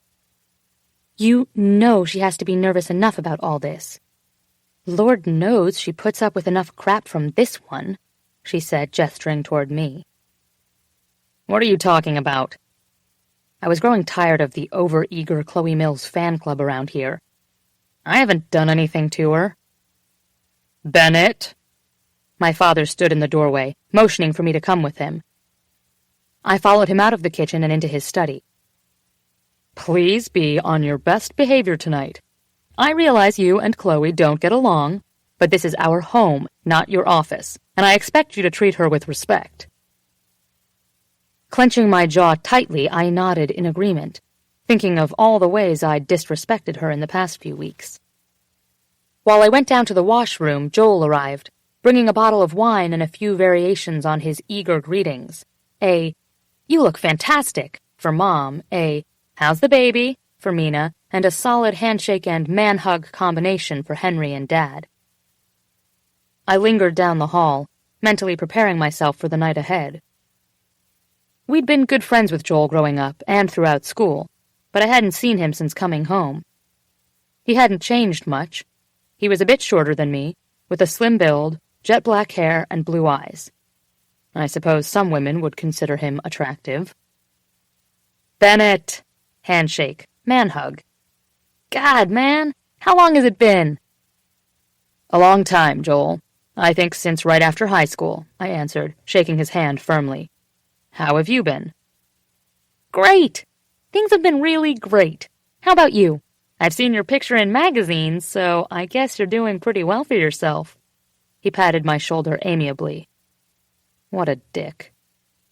I gave a small nod and a forced smile in return. Deciding I needed a few more minutes to think, I excused myself and headed up the stairs to my old room. Just walking through the door, I felt calmer. The room had changed little since I was 18. Even while I was out of the country, my parents kept it virtually the same as the day I left for college. Sitting on my old bed, I thought about how I'd feel if Miss Mills actually became involved with Joel. He really was a nice guy, and though I hated to admit it, there was definitely a chance they might hit it off. But the thought of another man touching her made every muscle in my body clench. I thought back to the moment in the car when I told her I couldn't stop. Even now, with all my false bravado, I didn't know if I could. Hearing a renewal of greetings and Joel's voice downstairs, I decided it was time to man up and face the music. As I cleared the final landing, I saw her. Her back was to me, and the air left my lungs. Her dress was white. Why did it have to be white? She was wearing some sort of girly summer thing that stopped right above the knee and showed off her long legs. The top was made of the same material, with little ribbons tying it together at the top of each shoulder. All I could think was how much I would love to pull those ribbons loose and see it all fall around her waist, or maybe drop to the floor. Our eyes met across the room, and she smiled such a genuine, happy smile that for a second even I believed it. "Hi, Mr. Ryan."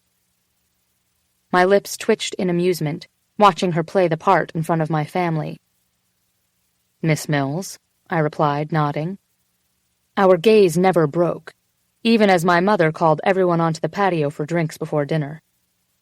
As she passed, I turned my head, speaking in a voice low enough that only she could hear. "Successful shopping trip yesterday?"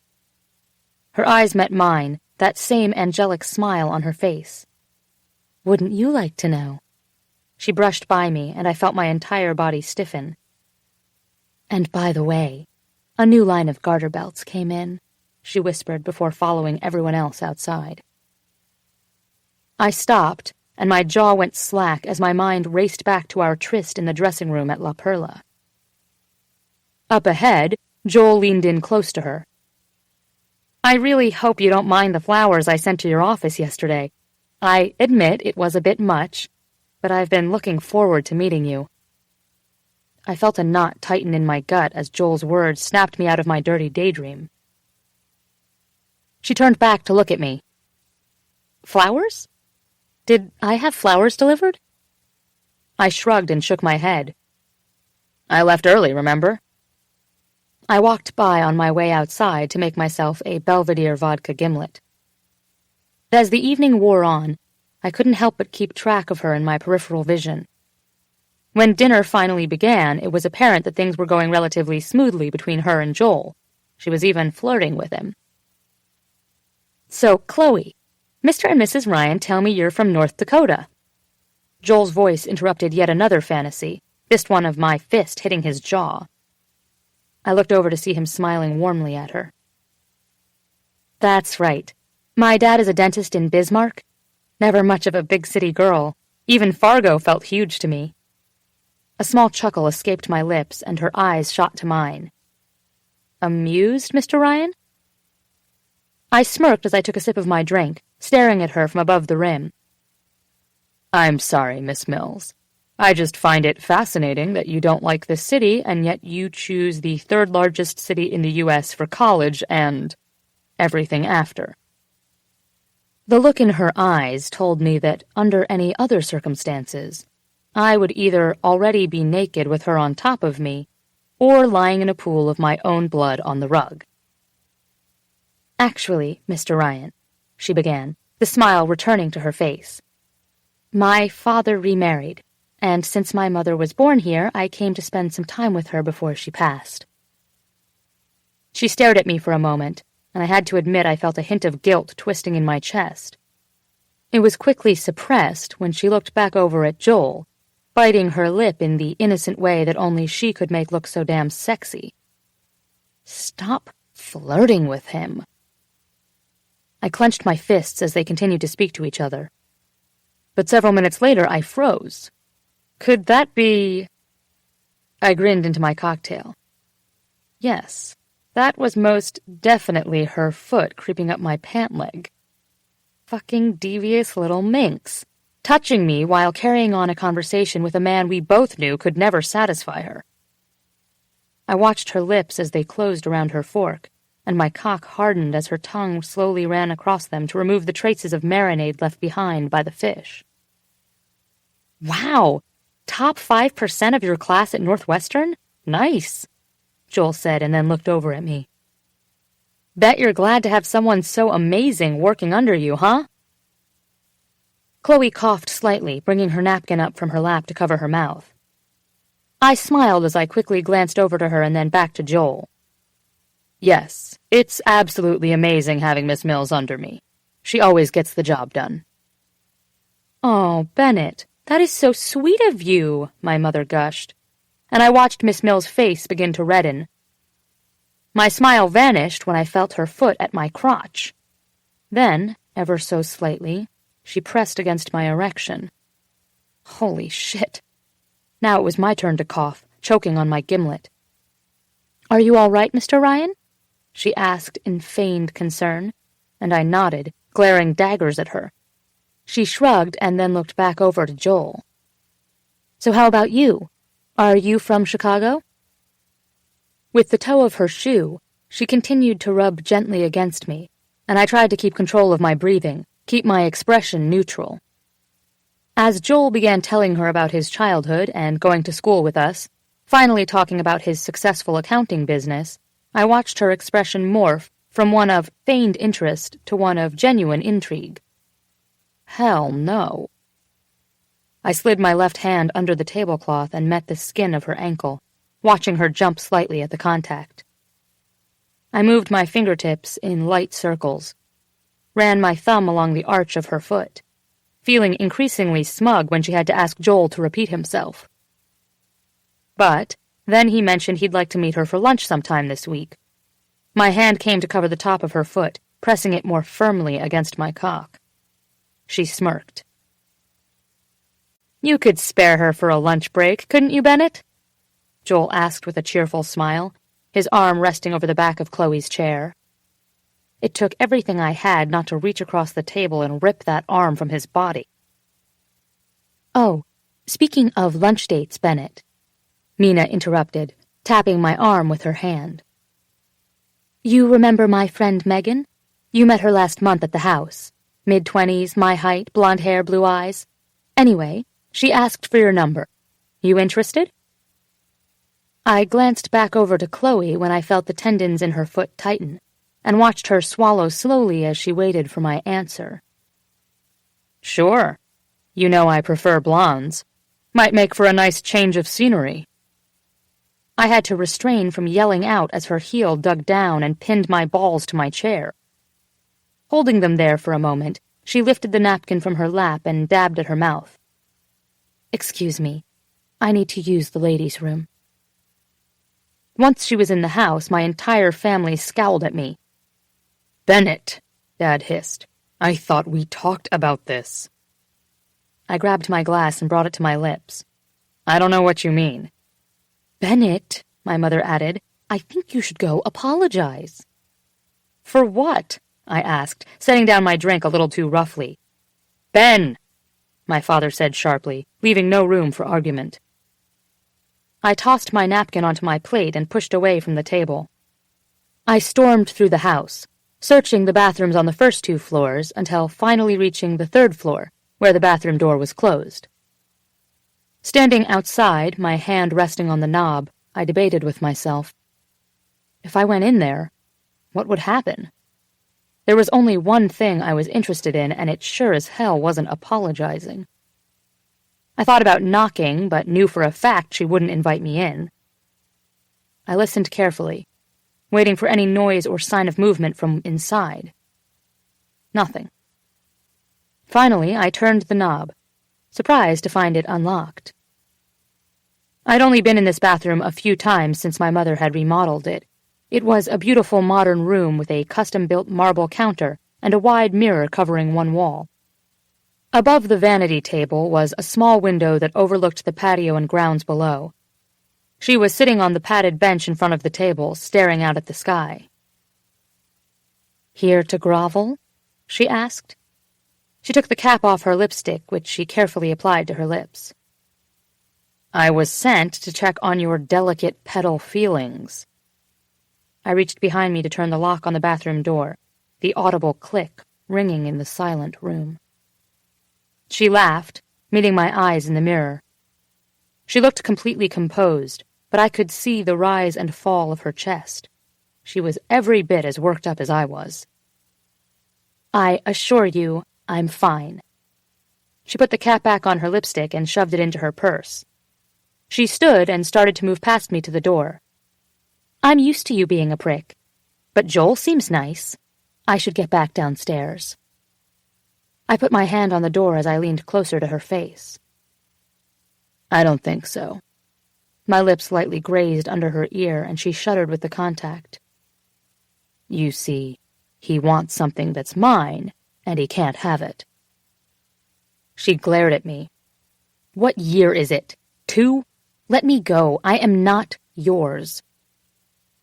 "You might think that," I whispered, my lips ghosting along the column of her neck. "But your body," I said, running my hands under her skirt and pressing my hand against the damp lace between her legs, "thinks otherwise." Her eyes closed, and she let out a low moan as my fingers moved in slow circles against her clit. "Screw you."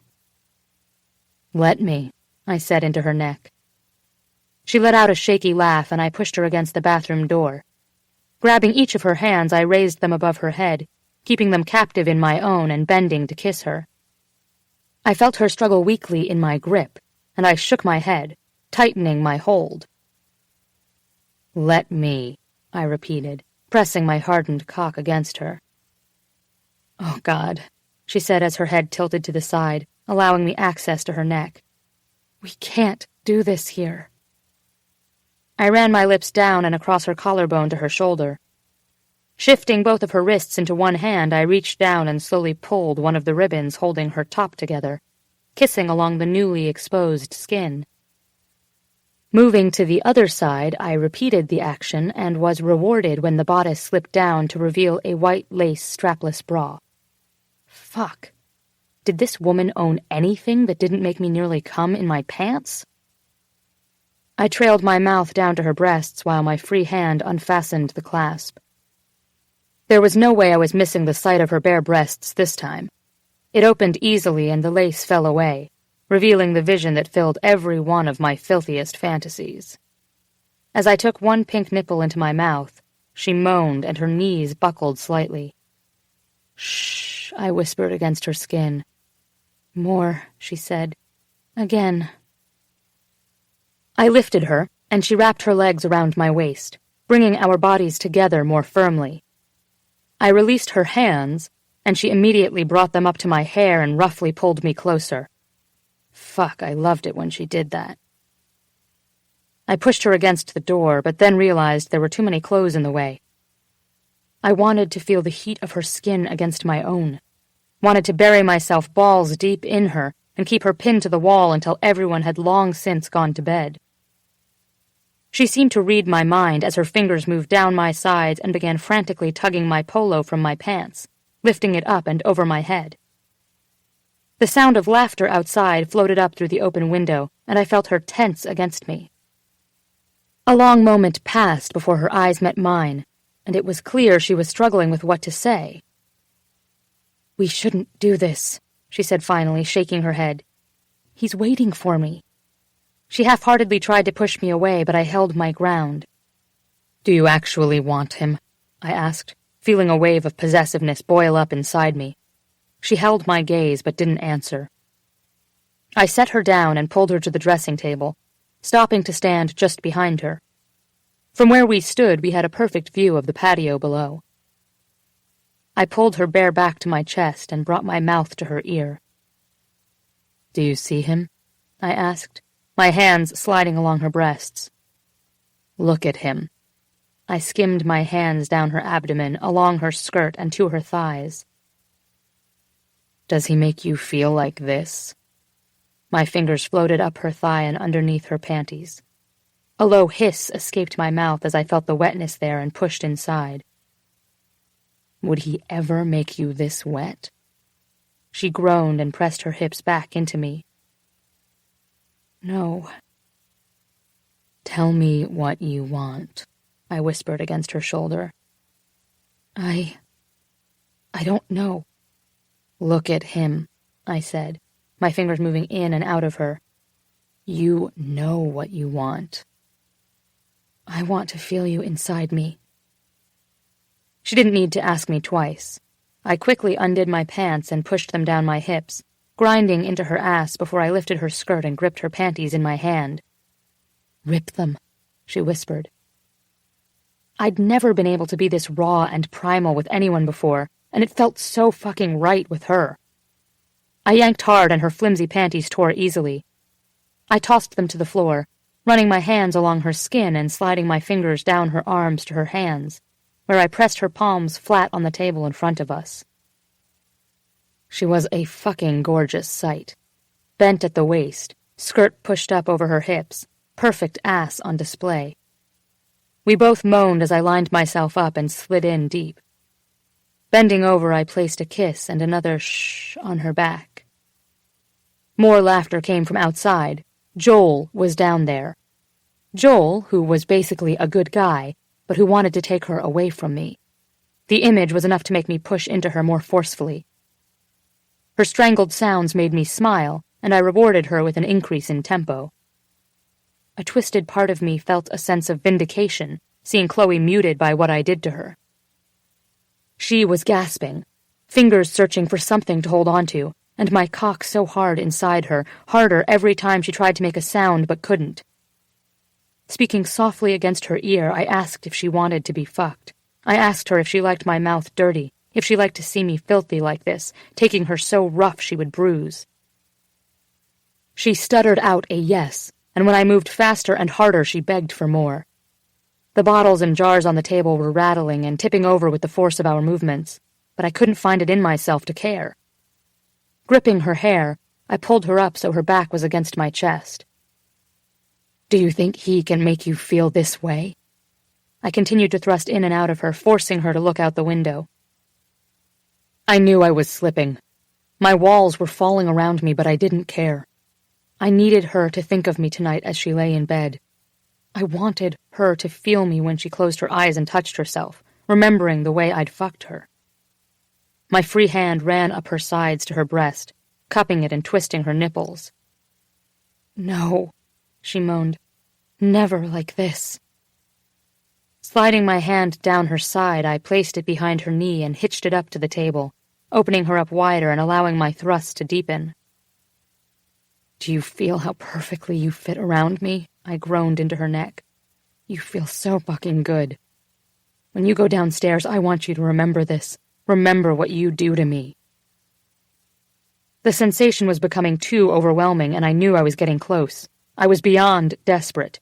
I craved her like a drug, and this feeling consumed my every waking thought. Taking her hand in mine, I laced our fingers and moved them down her body to her clit, both our hands stroking and teasing.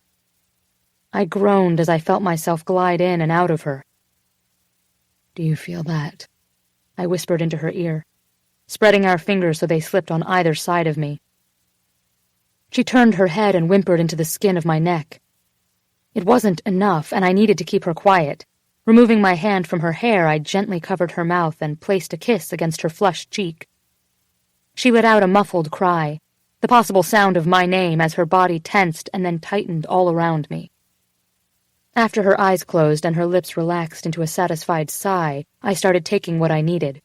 Faster now, watching in the mirror so I could see how my thrusts made her breasts move. My climax began to rip through me. Her hand fell from my hair to cover my own mouth, and I closed my eyes and let the wave overtake me. My final thrusts were deep and hard as I spilled into her.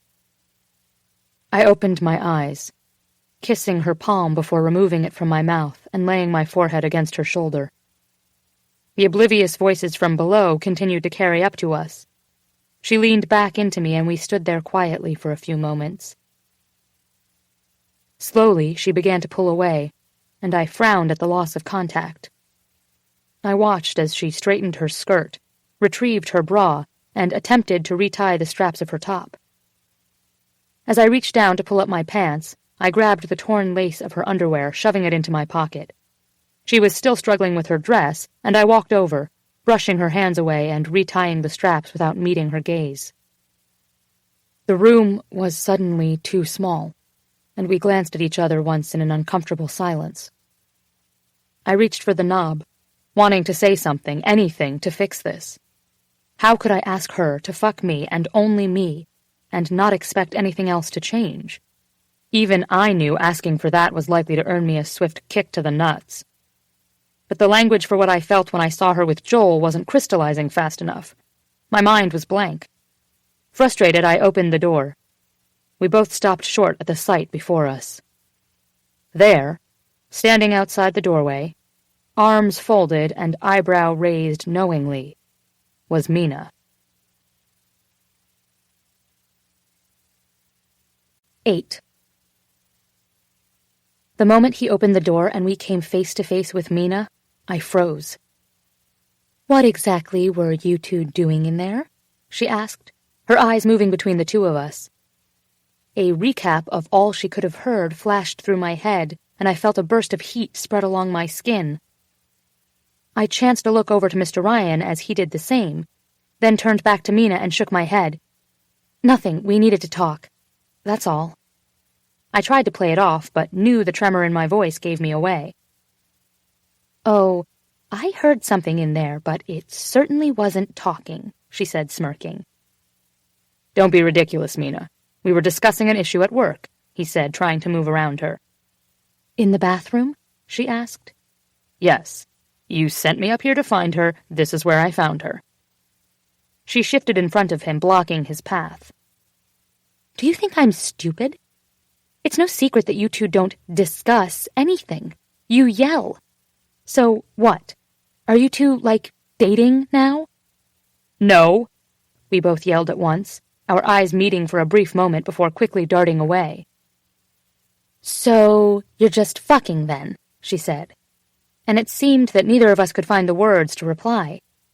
The tension in that hallway was so heavy I briefly considered how much damage a jump from a third-story window could do.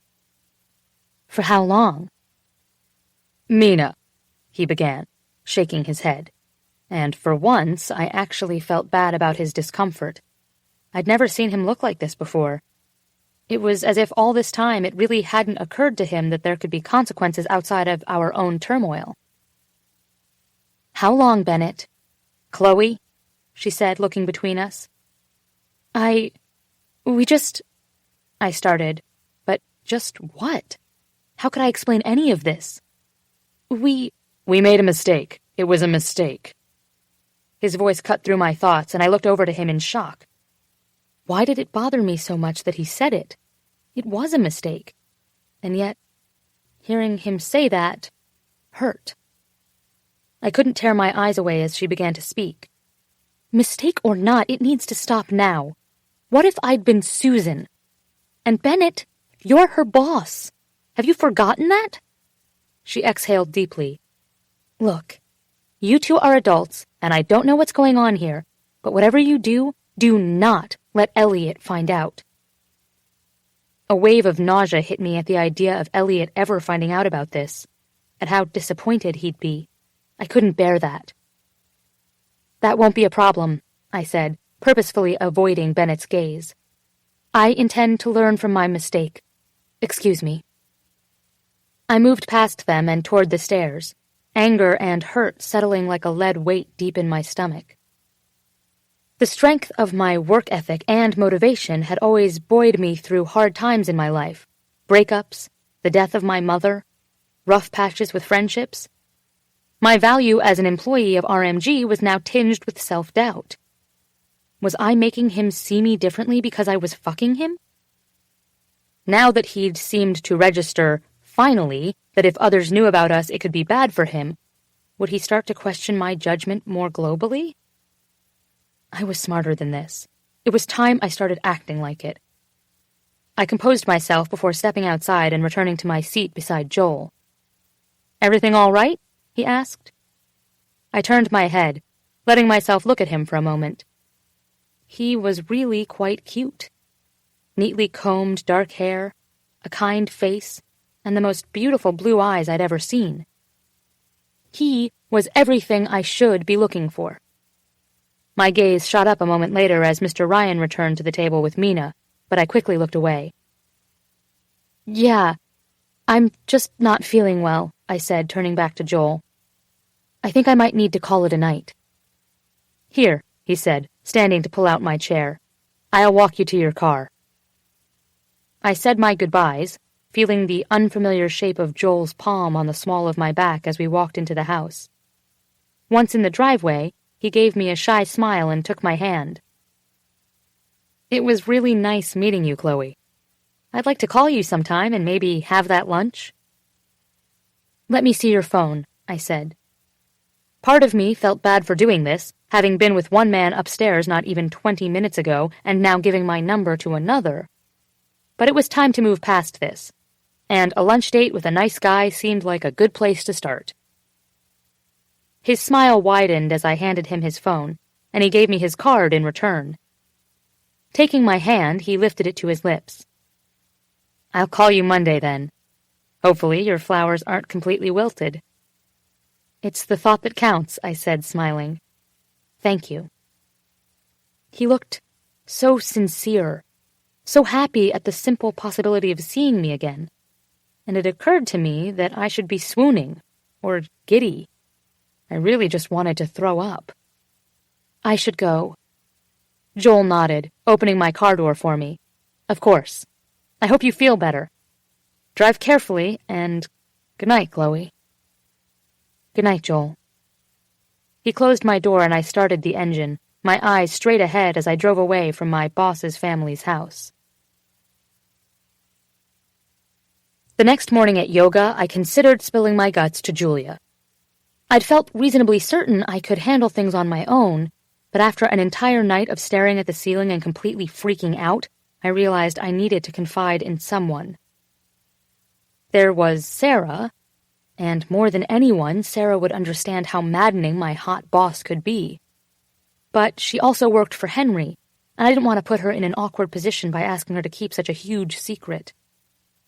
I knew Mina would be happy to talk if I asked, but there was just something about her being Orion, and knowing what she might have heard that left me feeling less than comfortable. These were the times I really wished my mom were still alive. Just thinking about her brought a wrenching pain to my chest and tears to my eyes. Moving here to spend the last years of her life with her had been the best decision I'd ever made. And even though living so far from my dad and friends was rough at times, I knew everything happened for a reason. I just wished the reason would hurry up and make itself known. Could I tell Julia? I had to admit I was terrified of what she would think of me. But more than that, I was terrified of saying the words to someone out loud. "Okay, you keep looking at me," she said. "Either you have something on your mind, or I'm the embarrassing and gross kind of sweaty." I tried to tell her nothing. I tried to brush it off and let her think she was being absurd. But I couldn't. The weight and the pressure of the last few weeks came crashing down, and before I could control it, my chin started to tremble and I began bawling like a baby. That's what I thought. Come on. She offered me her hand and helped me up, and gathering our belongings on the way, led me out the door. 20 minutes, 2 mimosas, and 1 emotional breakdown later, I was watching Julia's shocked expression at a table in our favorite restaurant. I told her everything. The panty ripping, my liking the panty ripping, the various locations, the mid-makeout session I hate use, Mina catching us, my guilt over feeling like I was betraying Elliot and Susan, Joel, Mr. Ryan's caveman declarations, and finally, my fear that I was in the most unhealthy relationship in the history of the world, with no power at all. When I looked up to meet her gaze, I winced. She looked like she'd just watched a car wreck. "Okay, let me make sure I've got this straight." I nodded, waiting for her to continue. "You're sleeping with your boss?" I cringed slightly. "Well, technically not." She threw up her hand to stop me from finishing. Yeah, I got that. "And this is the same boss you oh so lovingly refer to as beautiful bastard." I sighed heavily and nodded again. "But you hate him." "Correct," I mumbled, my eyes shifting away from her. "Hate. Very big hate." "You don't want to be with him, but you can't stay away." God, it sounds even worse to hear someone else say it, I groaned as I buried my face in my hands. I sound ridiculous. "But the sexy times are good," she said with a touch of humor in her voice. Good doesn't even come close to describing it, Julia. Phenomenal, intense, mind-blowing, multiple, orgasmingly amazing doesn't come close to describing it. Is orgasmingly even a word? I rubbed my face with my hands and sighed again. Shut up. Well, she replied thoughtfully, clearing her throat, I guess a small penis isn't his problem after all. I let my head fall to my arms on the table. No, it most definitely isn't. I looked up slightly at the sound of her muffled laughter. Julia, this is not funny. I beg to differ. Even you have to see how insane this is. I mean, of all the people I've ever known, you're the last person I would have ever imagined ending up in this situation. You've always been so serious, with each and every step of your life so planned out. Come on. You've only had a few real boyfriends, all of whom you've been with for what everyone considered a really silly amount of time before you slept with them. This man must be something else. I know there's nothing wrong with having a purely sexual relationship with someone. I can handle that. And I know that I can at times be overly controlled. But it's the fact that I feel I have no control over myself when I'm with him. I mean, I don't even like him, and yet I keep going back. Julia took a sip of her mimosa, and I could practically see the wheels turning as she considered everything I'd told her. What matters to you? I looked up to her, understanding. My job, my life after this, my sense of value as an employee, knowing my contribution matters. Can you feel good about those things and still fuck him? I shrugged, unable to actually untangle my thoughts on the matter. I don't know. If I felt like everything was separate, maybe. But our only interactions are at work. There isn't any instance where it isn't about both work and sex. Then you have to find a way to stop doing this. You need to keep your distance. It's not that simple, I retorted, shaking my head and beginning to ramble. I work for him. It's not as if all instances of being alone with him are easily avoidable. The number of times I've sworn off sex with him and then had sex with him hours later is ridiculous. And on top of that, we have a conference to attend in 2 weeks. Same hotel, same general vicinity at all times. Beds! Chloe, what has gotten into you? Julia asked in an astonished tone. Do you want this to continue? No, of course not.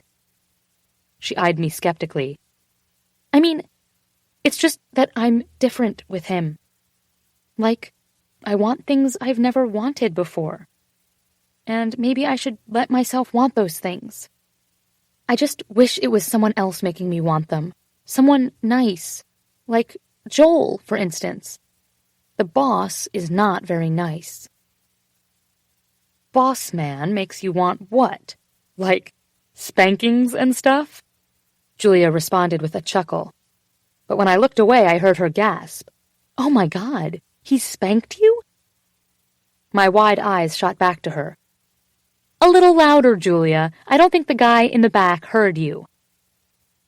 As soon as I was sure no one was looking, I smoothed loose tendrils of hair back from my forehead. Look, I know I need to stop this, but I paused as I felt goosebumps rise along my skin. My breath caught in my throat, and I turned slowly to look at the door. It was him. Scruffy and dressed down in a black t-shirt and jeans, sneakers and hair in even sexier disarray than usual.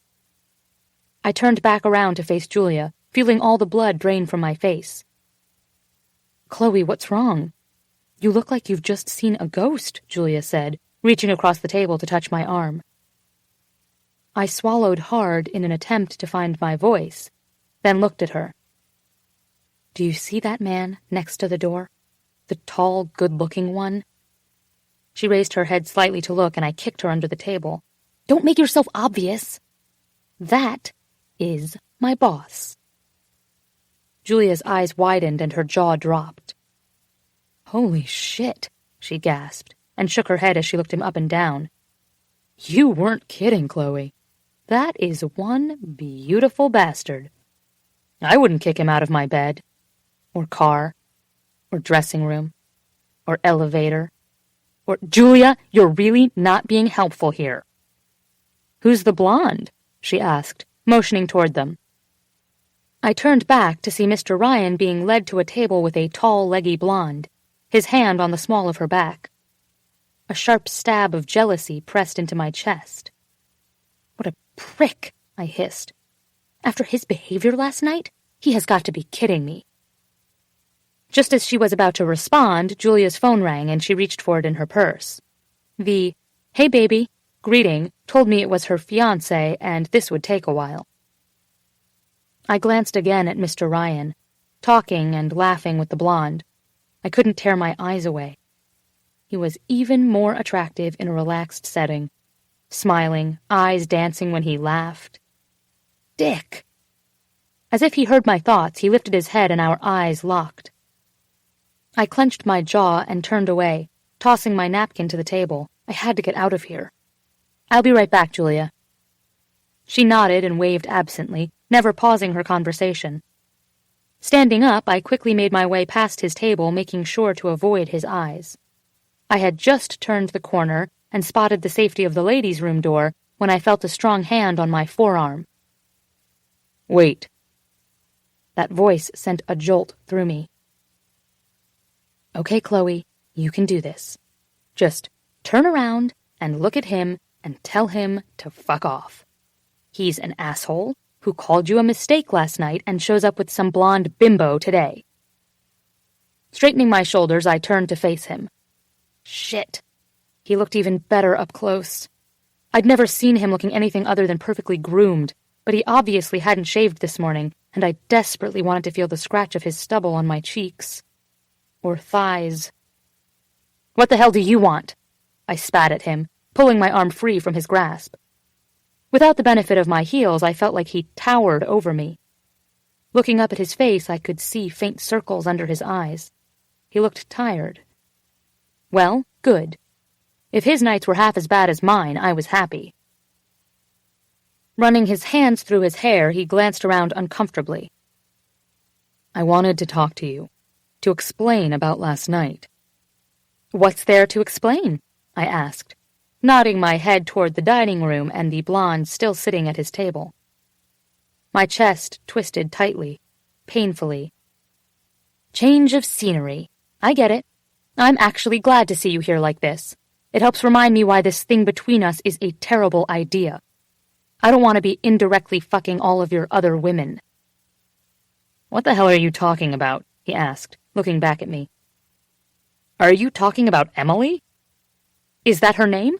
Well, you and Emily have a lovely meal, Mr. Ryan." I turned to leave, but was once again stopped when he grabbed my arm. "Let